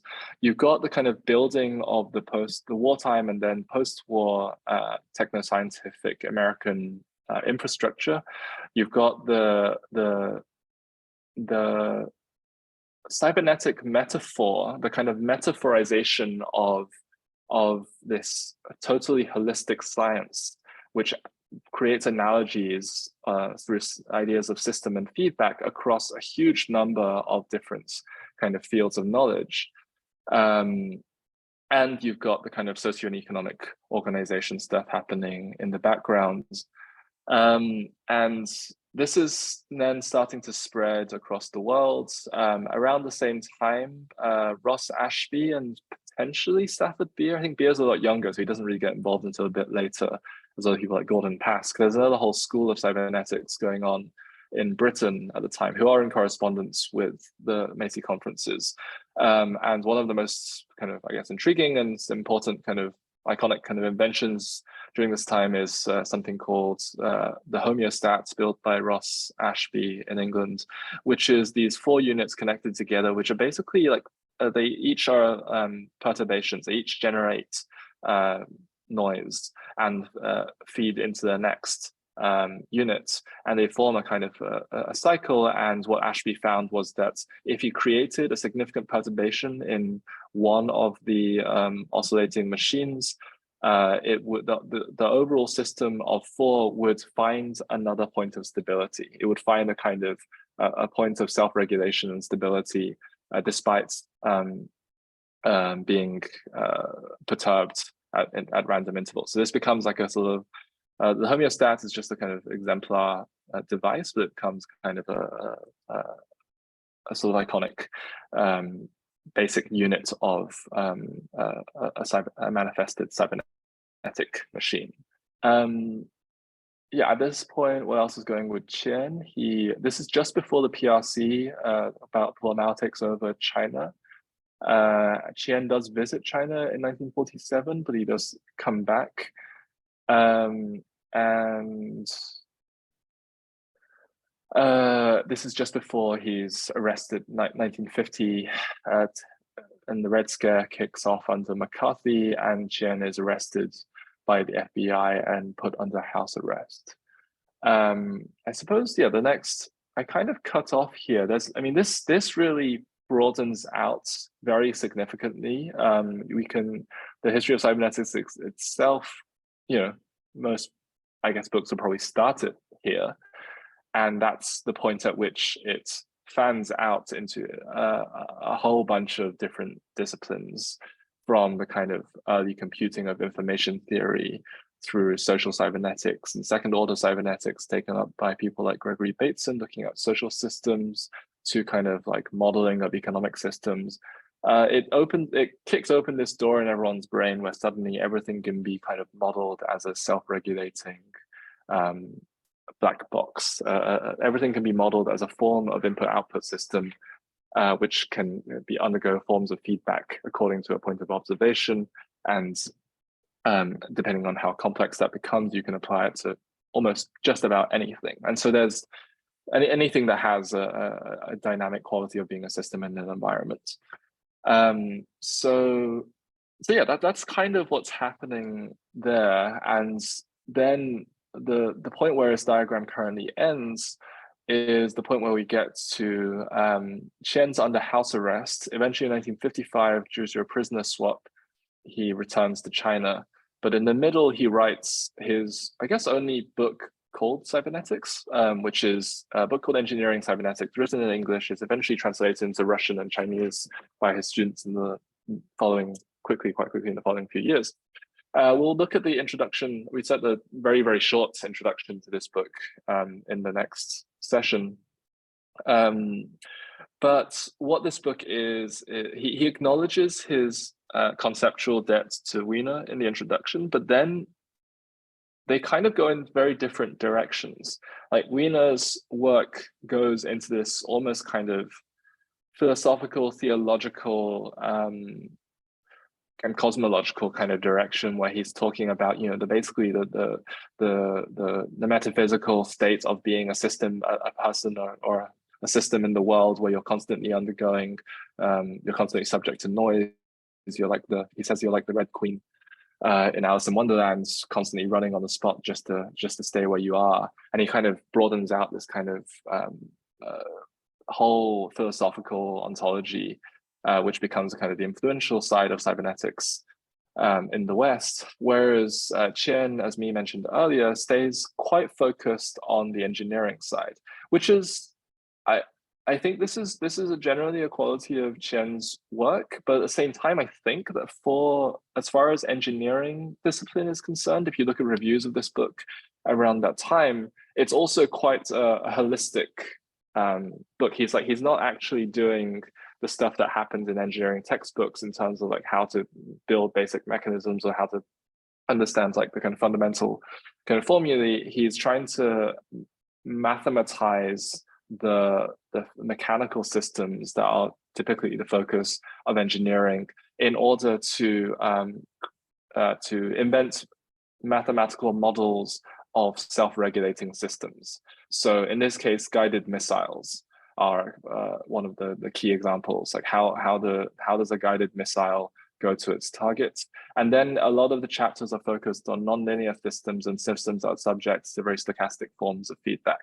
And so how does the system self-regulate in a highly nonlinear environment? So we're not talking about like how does a rocket go through the air, which is a relatively, and to an extent understood kind of physical environment. We're talking about like much more random forms of perturbation, which is where he comes up with this idea of like ultra stability, which will come in later as basically he comes up with something called the open general ultra stable system or something later on, which is like, again, gets applied to like large complex systems rather than merely like bullets going through the air. But at the same time, most of his focus on here is still on the applied and engineering side of the equation, primarily on how to like take these desired behaviors or desired kind of systemic dynamics and apply them to servo mechanisms, apply them to machines that are run by electrical signals one way or the other. So yeah, he focuses very much on, in a sense, I guess he focuses sort of on the hardware, and Wiener and co largely go towards the literal software of the early AI inventions, as well as the broader kind of social software of like large complex systems, which are not nearly as kind of reducible as electronic engineering kind of equations. Yeah, I mean, I guess on that point, there's or it happened also does a really good job in tracing some of that history and sort of the intellectual or philosophical dimensions of that. And basically, she claims that for the cyberneticians at a certain point they were not interested in the what it is question, and namely how do you use technology to get to a level of understanding something, but as long as that thing works, so what can it do, right? And as long as that system in its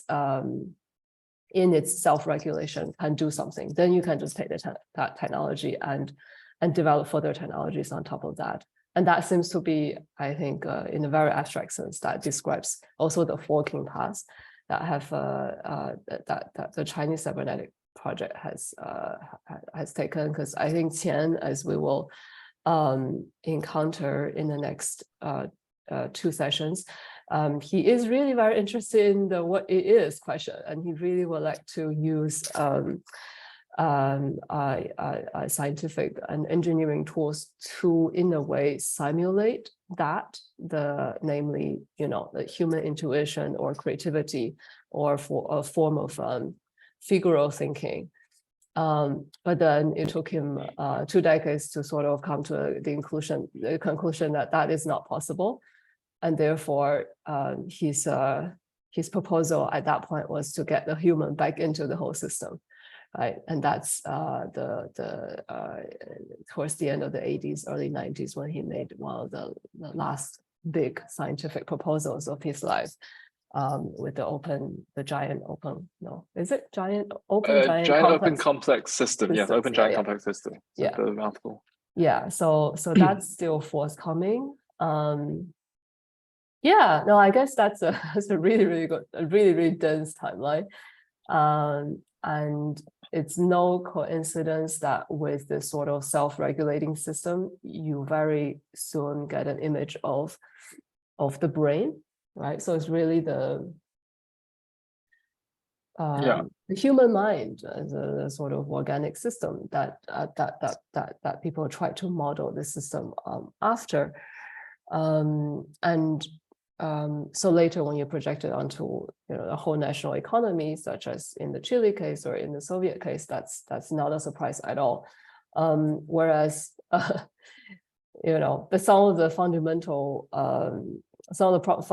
problems with that projection is, of course, how do you define information and signal, right? So I found it really helpful to go back to the early mathematical and engineering aspects to understand, okay, information and signal is really that, very delineated thing.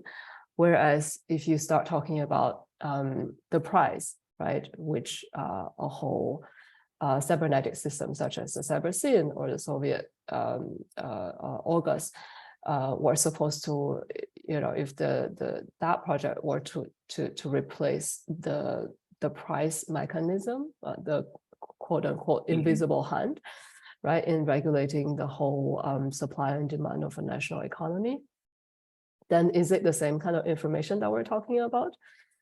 And there, since we're not going to go into the Soviet cybernetic project that much, the book by Benjamin Peters is really illustrative of the whole development, and also some of the fundamental mistakes that they have made.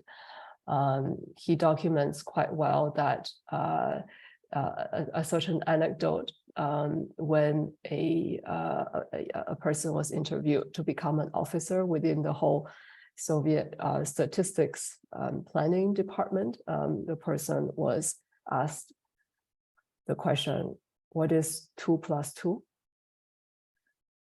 And then, you would think this must be a joke. What is 2 + 2?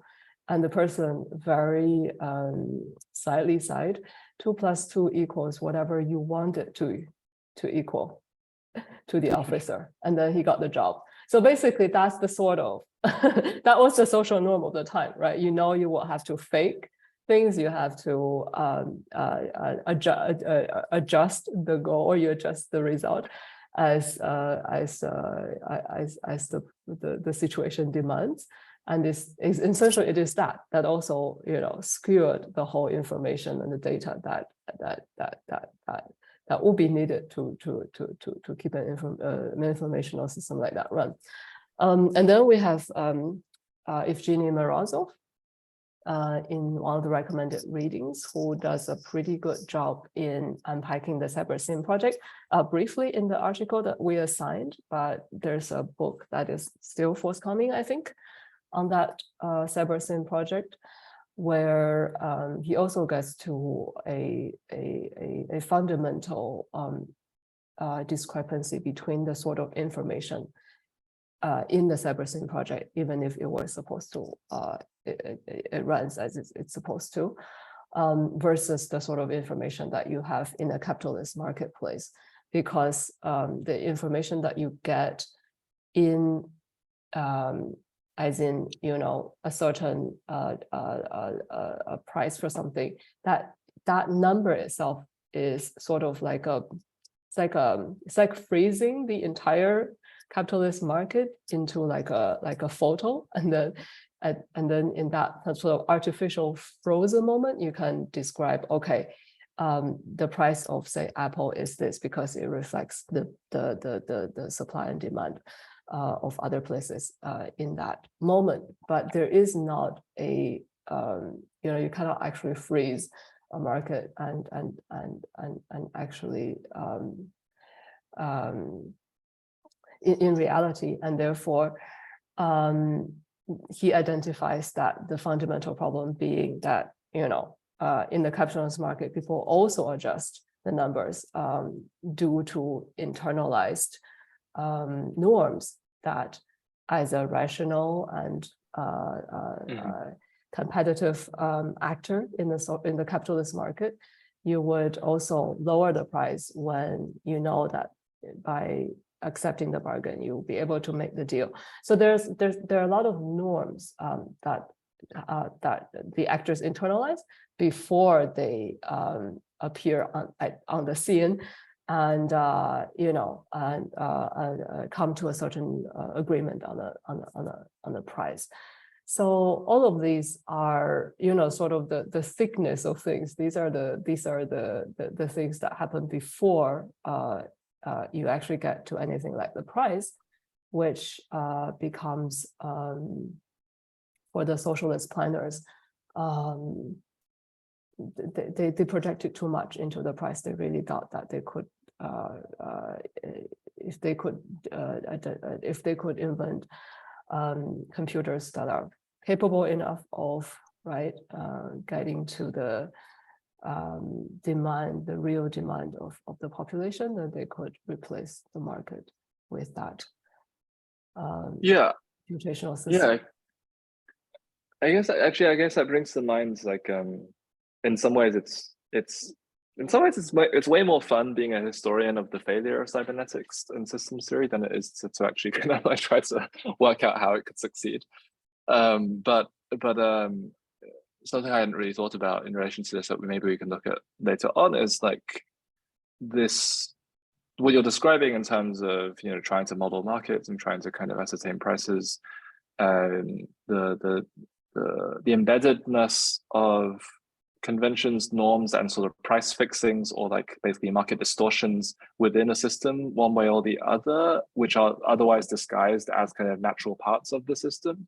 This kind of struggle between I guess the kind of articulation of a system and there being no actual natural order at all is a sort of basic tension that runs throughout, I guess, the history of cybernetics and the history of kind of the broad collection of discourses you might call systems theory more generally, and throughout the kind of history of simulations is a, you know, the history of running massively complex simulations is also a history of tweaking things until it fits what you thought it was going to do.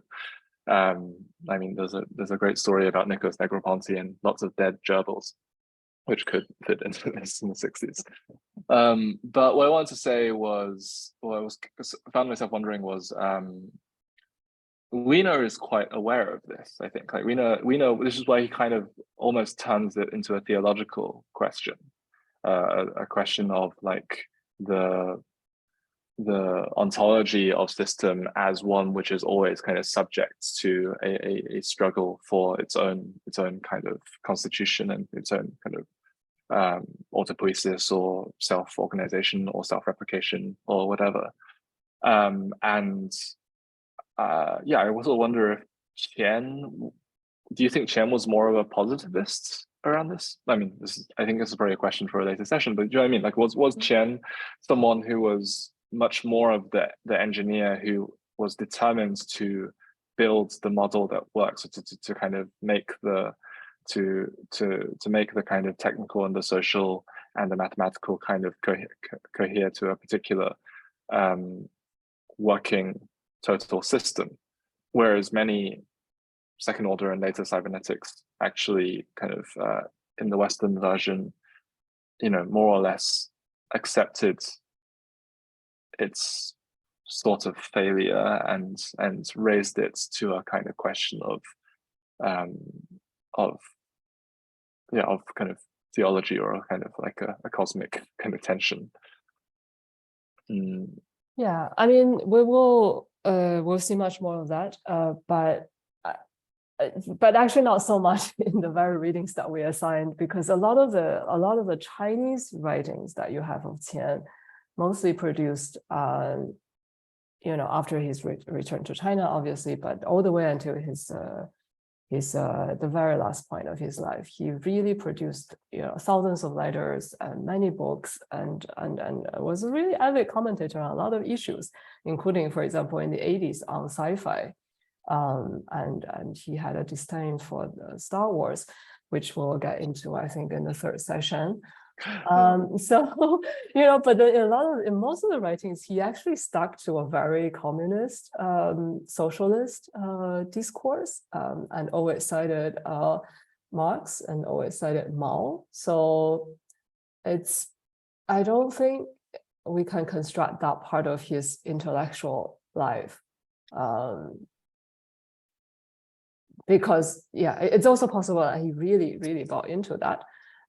Which is not a problem, because he also helped build the entire well, not single-handedly, but he was really the spearhead of the whole science project of China: missile science, rocket science, nuclear science, etc. And in those years, he did not manifest so much of his interest in what he would later speak a lot more about, the whole somatic dimensions of human intelligence and this whole intuition, creativity, figural thinking question. But to some extent, he's always been, he always had this kind of, he stuck with the party line, with the line that the people or the mass are the true harbinger of knowledge and are the true agents of history. And on that question, I think he would differ quite a lot from his peers, earlier peers, right? Mm-hmm. Those who would sort of see society, with the second wave cybernetics and all that, would see society as a kind of system in itself, and that there is a sort of order that emerges. But you're not actually, you're not supposed to sort of create a sort of exteriority or a position from where you can actually have a theory of all of this. And I think that's also why the Soviet officials were fundamentally suspicious of cybernetics in the moment they learned about it. They were probably aware of the cybernetics inspired social sciences theories and all of that started to take root in post-war Europe. I mean, I think anyone should be, and you simply is quite incompatible, at least on the question of how do you explain the driving force behind history, right?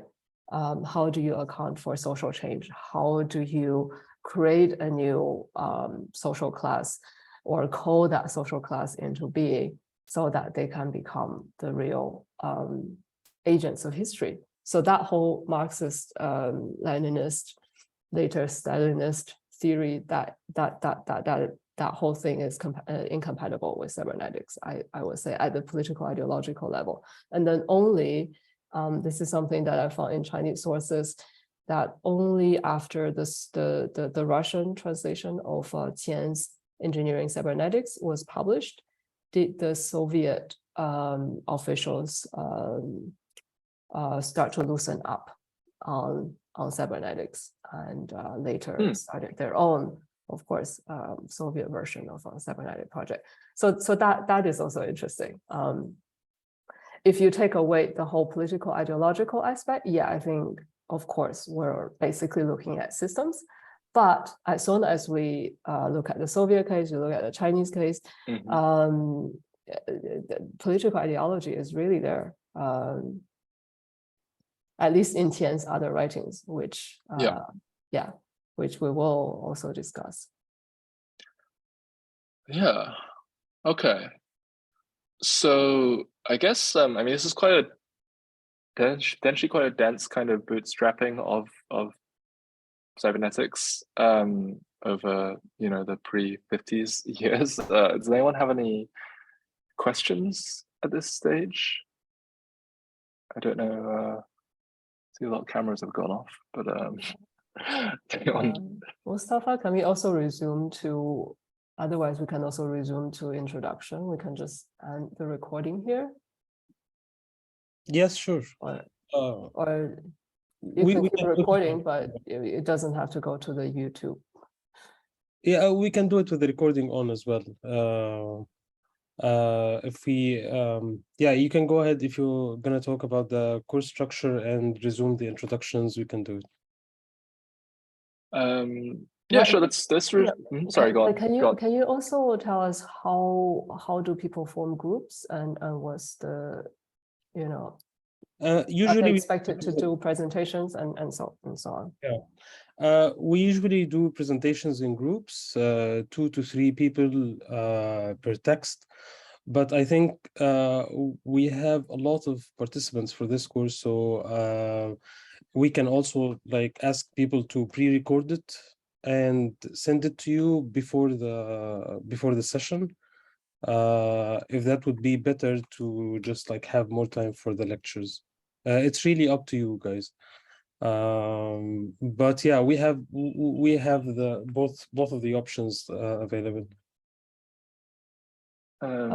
I do prefer in-class presentations, because then we can also more discussion. Yeah, more discussion. Really. Yeah. Okay. All right. So we'll have I'll just create a spreadsheet with the text and the names, and we can just have more people in the group presenting one text, so we can have more time for everyone. Four people per text, maybe. Sure. Okay. Yeah. All right. Should we? Yeah. Maybe we can resume the introductions, and if you have, and also if anyone has any questions or thoughts or input to what they've heard so far, please let us know. Sorry, I have a question, but please. It's more like housekeeping. It's like okay. It's about the final work. What can I be? What kind of? Sorry, I'm a little bit nervous. What is the form of the work? It's an essay. It's a. Yeah, Mustafa, maybe you could answer this, if that's all right. And Gary, can you stop screen sharing? Oh yeah. So the final work is usually a 1,500 words essay, but also some courses, some instructors asked for video essay, or a work of art, or something like a group project. So it's also up to you, me and Gary, to design the final project. Yeah. I'm open for everything, but I think probably an essay is the easiest. Yeah. Kind of work. But if you're working on a project that's connected anyways, then maybe you could also submit that in lieu of the essay. Yeah. Okay, thank you.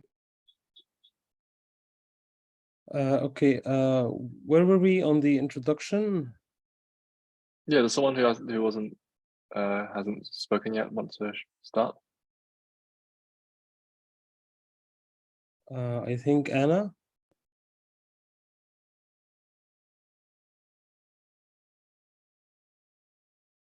Sorry, I wasn't ready for it. I'll just finish chewing. Hi everyone, I'm Anna. I'm based in Berlin. Originally from Moscow, Russia. My pronouns are she, her. I have background in computer science and visual anthropology. I work in tech with like encryption-based products, and I also do research on visual activism in queer pornography, and I'm also quite interested in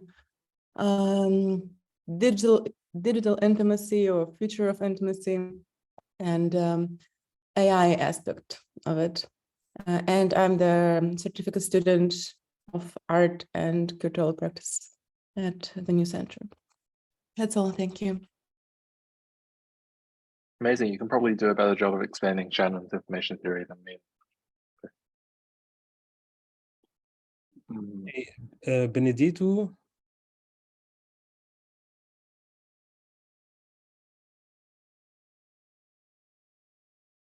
Benedito Junior.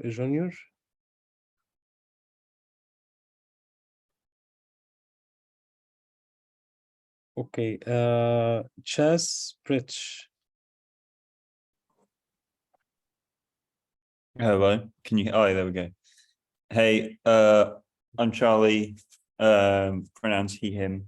Yeah, I'm on Goldsmith's MFA, and we've had talks from both me, you, and Gary, and yeah, just been following on most of their material because it's really interesting. And we're currently installing for a degree show at the moment, so it's a bit crazy, but yeah, we'll keep up with the course. Should I choose the next person, or will you? I think Mustafa's running it. Okay, cool. Freya. Sorry, I posted my introduction to the chat because I'm breaking off all the time with my internet connection. Not even sure if you heard me. Oh yeah, no, I heard you, and just seeing yours, and Benedito has the same issue, I think. So yeah, they both posted to the chat. Okay, James. Hi everyone, my name's James. My pronouns are he, him. I'm based in Glasgow. Usually I'm actually back home on the West Coast today though, West Coast of Scotland. My background's mainly in the humanities, and I'm on the transdisciplinary studies fund stream here with the New Centre. I've really enjoyed today's seminar. Love the readings, looking forward to what's to come. Thank you. Right, I think Kat has the same problem with Zoom. So Michelle. I already did my introduction. Okay.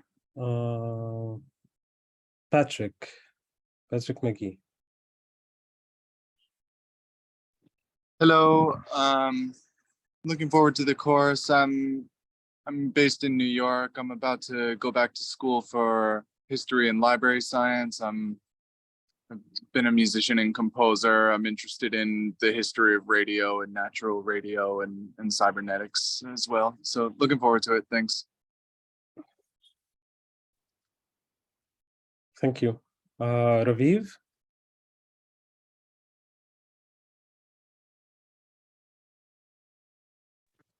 Hi, I'm Raviv. I use they, he pronouns. I'm from New York City. That's where I live currently also. Trying to be a musician and a writer, but I also have a background in pure math. So I've been interested in cybernetics for a while just because, so many prominent mathematicians in the 20th century that was like their passion project and stuff. And I've also been really interested in it just because it's kind of a blend of a lot of my different interests. But yeah, really excited for this course. Thank you. Reza?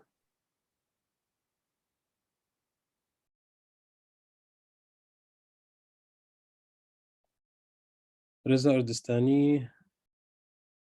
Okay, I think he's not here. Scott Davies. Yes, I'm here. Oh, hi Reza. Yeah, can you hear me? Yeah. Okay. I'm Reza Ardestani. I'm a new center post-planetary design certificate program student, starting as I think May. Yeah. And I'm based in Los Angeles, architect, artist, basically painter and ceramist and sculptor. And I haven't been experiencing or studying so much about cybernetics, but I'm so glad and excited to know about the field. And I've been listening to the speech and the whiteboard that you were sharing, and it looks very exciting to me. Thank you. Thank you, Reza. We have Scott and Roman. Scott, can you go? Sure. Hey everyone, so I'm Scott from Adelaide, Australia. By day I'm a civil servant, and by night I sort of do a bit of reading, writing and research. So my interest in cybernetics comes from sort of an interest more broadly in sort of like organizational design and management, and sort of very much interested in Stafford Beard's sort of management cybernetics. Yeah, I just wanted to say that this first lecture was very interesting, and looking forward to being part of the course. Roman. Hi, everyone. I'm Roman, originally from Ukraine, studied in the United States, and currently based in Beijing, doing a master's in law at Peking University with the Yenching program. And I wrote a lot of things about history of the internet in the United States, and I'm now really curious about the Soviet-Chinese exchange.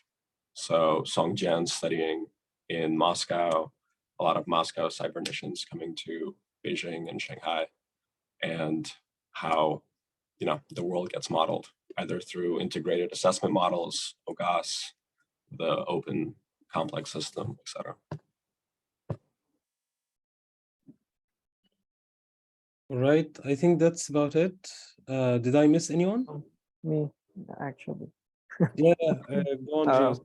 Okay, so I'm Gio. I'm from the Philippines. I'm a filmmaker, and I'm currently, making films in response to the current political atmosphere, basically in Southeast Asia, but particularly in the Philippines, because of the increasing militarization, state terrorism, and so on. So yeah, I'm very new to cybernetics, and I'm very excited to know regarding the ideas that I could connect to my practice, basically. Thank you.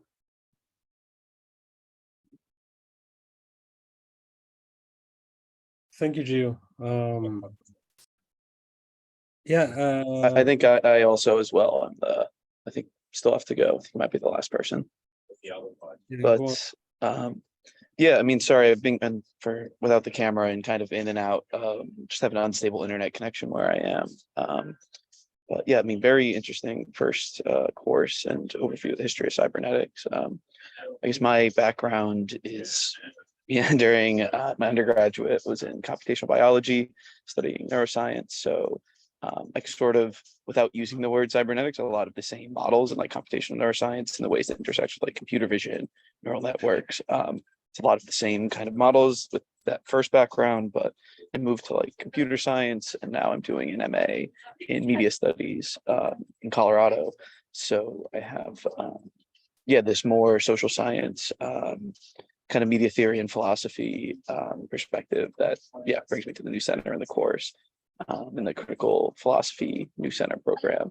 But yeah, I mean, I guess that's sort of background. And I guess, I'm not in Colorado currently. I'm kind of traveling around, hence the unstable internet in Europe. So, but yeah, really interested in where the course goes from here. Thank you, James. Anyone else? Because the names are on shuffle here. Yeah, I think that's about it. Do we hear from Freya already? Maybe just in the chat. Yeah, I think we had Freya. Oh, Freya's in the chat. Sorry, yeah. I think maybe that's everyone then. I think Flora. Maybe we also. We had Flora in the beginning, I think. In the beginning, yeah. Okay. Okay, guys. Questions, feedback. Also, maybe what you would like to hear covered that you think is currently not in the syllabus. Yeah, we can pick some particular directions and possibly connections with other concurrent threads. Yeah, exactly. I mean, Kat already mentioned that in the chat. You don't have to speak up now, Kat, but you know, Kat is doing this Indonesian chapter of cybernetic research. And that's super exciting. And oh, hi there. And because of that research, we're also looking into, you know, I think you traced down some people in Malaysia, and now there's potentially India section of cybernetics. You want to speak about that briefly? Yeah, hi guys. It's so nice to meet everyone. Sorry, my internet's a little wonky and my account hasn't been working, but yeah, I guess that was such a great lecture, and maybe what I can add to is the work that I'm doing with Anissa, an Indonesian curator and art historian, is to track certain threads of cybernetic thought through specifically an Indonesian thinker, but also, as Mi said, a Malaysian thinker and artist. And the genealogy actually comes out of Bateson's work during the war.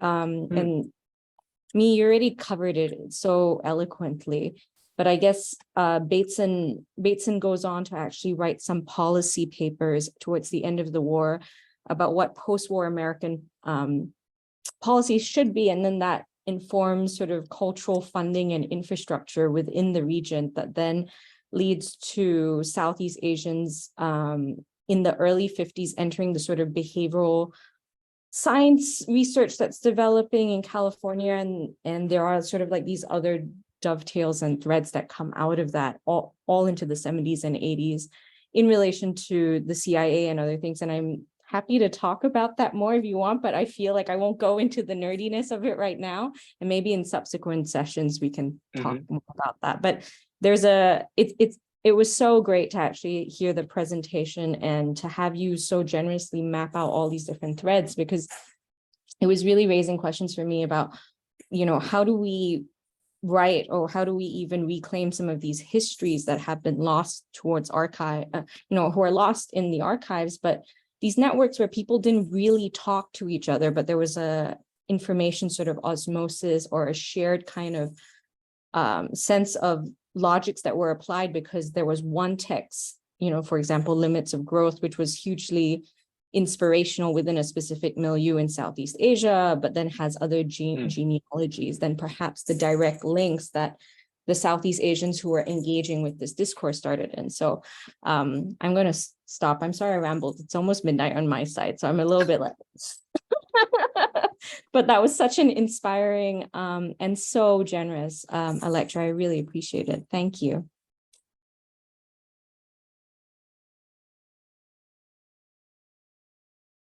Yeah, I hope you get to present on that at some point, because that sounds like it's a whole line that I haven't really dug into myself.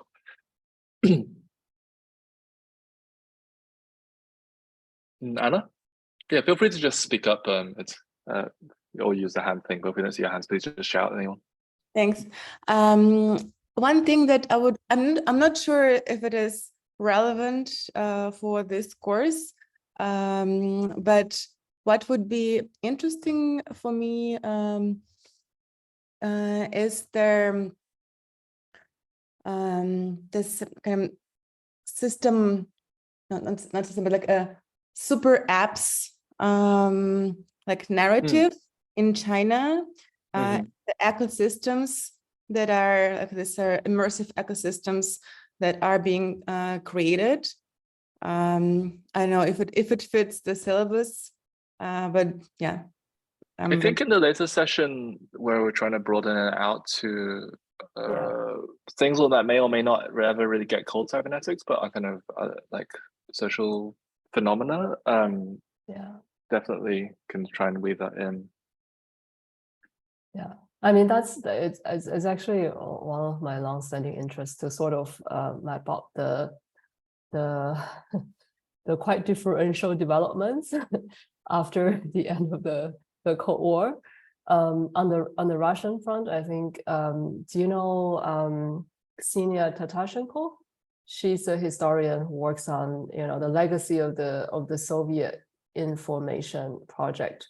I think the guy is called Irshov, right? So towards the end of the Soviet Union, the country was, I mean, the country was extremely poor. People didn't have access to computers, but there was this whole program that people had to have some kind of programming literacy, and people basically did it on paper.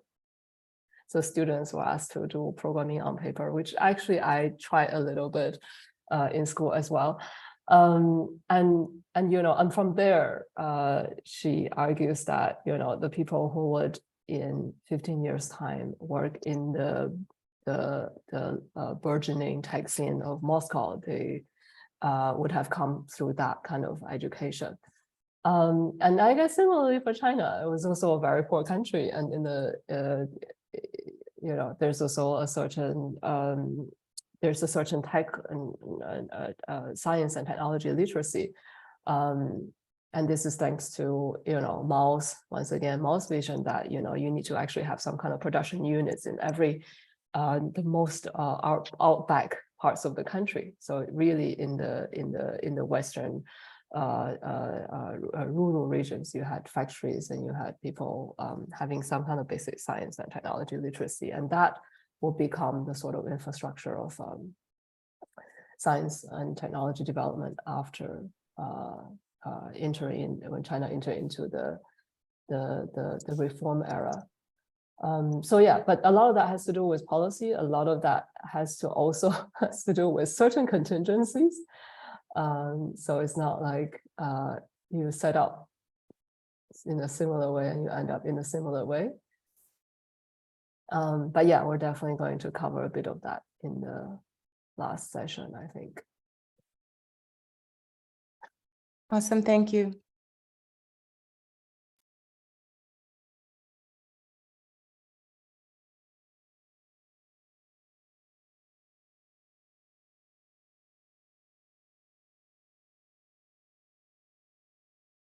Yeah, questions or kind of reflections from stuff we've talked through already?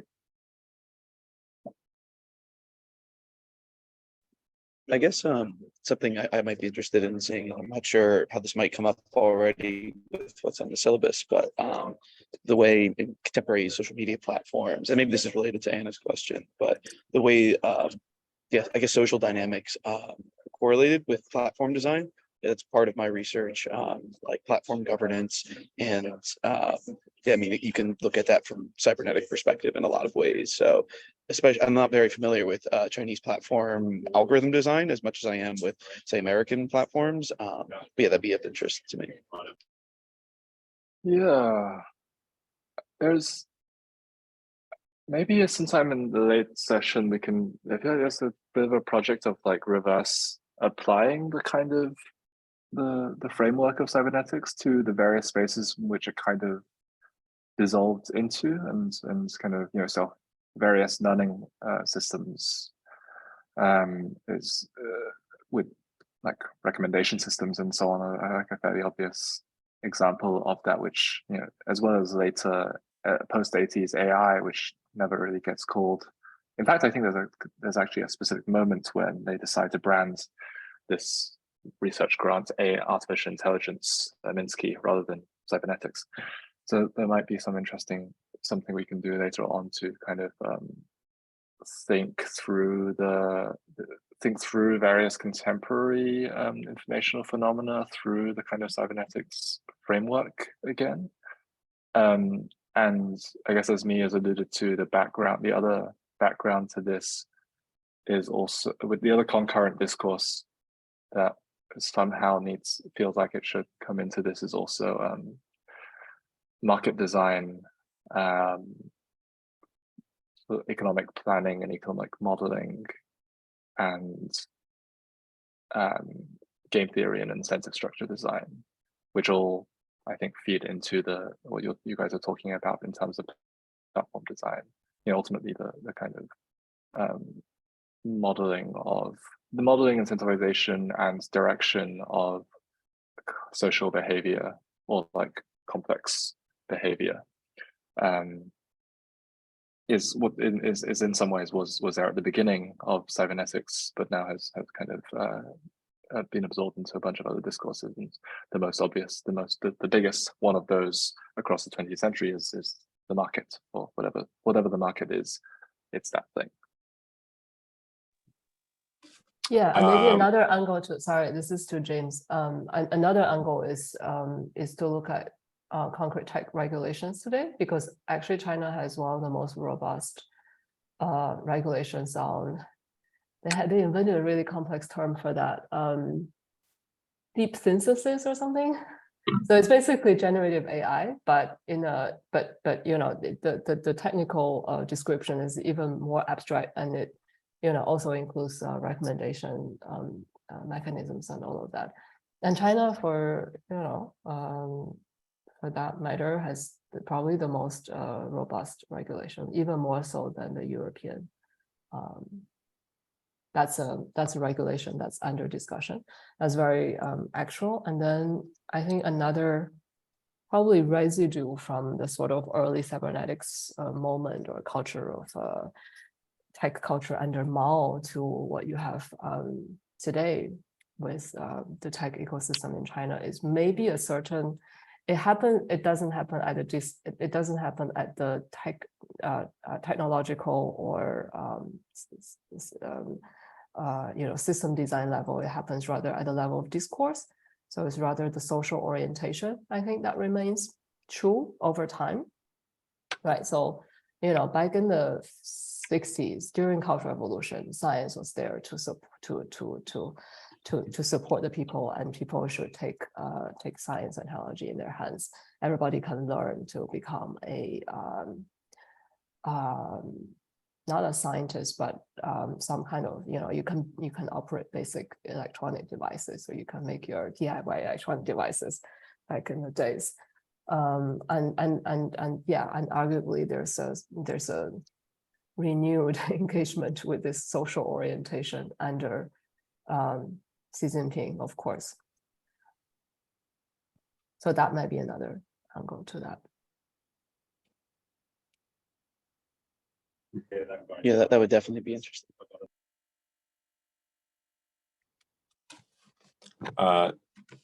This is kind of a personal bias, but super keen to know more about the intellectual history and exchanges that were happening at the time, both outside of the United States, definitely, but also in terms of how these interests in cybernetics extend to things like theater and Qigong, weird Soviet conceptions of the occult, and also how at some point it seeps into kind of science fiction, and how a lot of Eastern European science fiction, I think, who I think about as Sinistol M, is obsessed with cybernetics. Definitely not related to anything that Qian Xuesen has done, but maybe there is something in the weeds. Yeah, I mean, I know Bogna, so Bogna is probably the best person to speak on Stanislav Lem.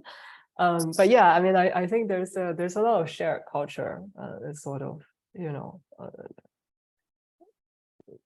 how this science and technology culture permeated the entire socialist bloc. Yeah, and we can speak about the visual and cultural manifestations of that for sure.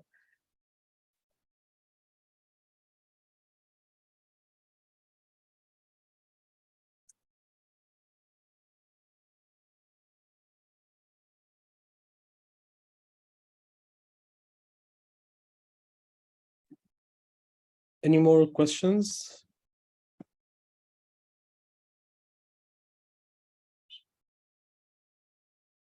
Okay. I think we can wrap up. Okay, thank you, May, and thank you, Gary, for a great first session. And I'll be sending the participants the spreadsheet for the presentations for the next week, and I'll brief you on the WhatsApp group on like the scheduling of the presentations. And we'll see you all next Saturday. Thank you so much. Great. Thank you, everyone. Yeah, thank you, everyone. Thank you. And if anyone has specific research interests, like CAT, for example, you mentioned the specific line and wants to do a presentation around that, I would personally very much welcome that, as well as the kind of structured ones around our readings. So yeah. Sure. Also, we have the Discord group, so feel free to continue the conversation there. And yeah, see you next week. Bye-bye. Bye-bye. Bye. You.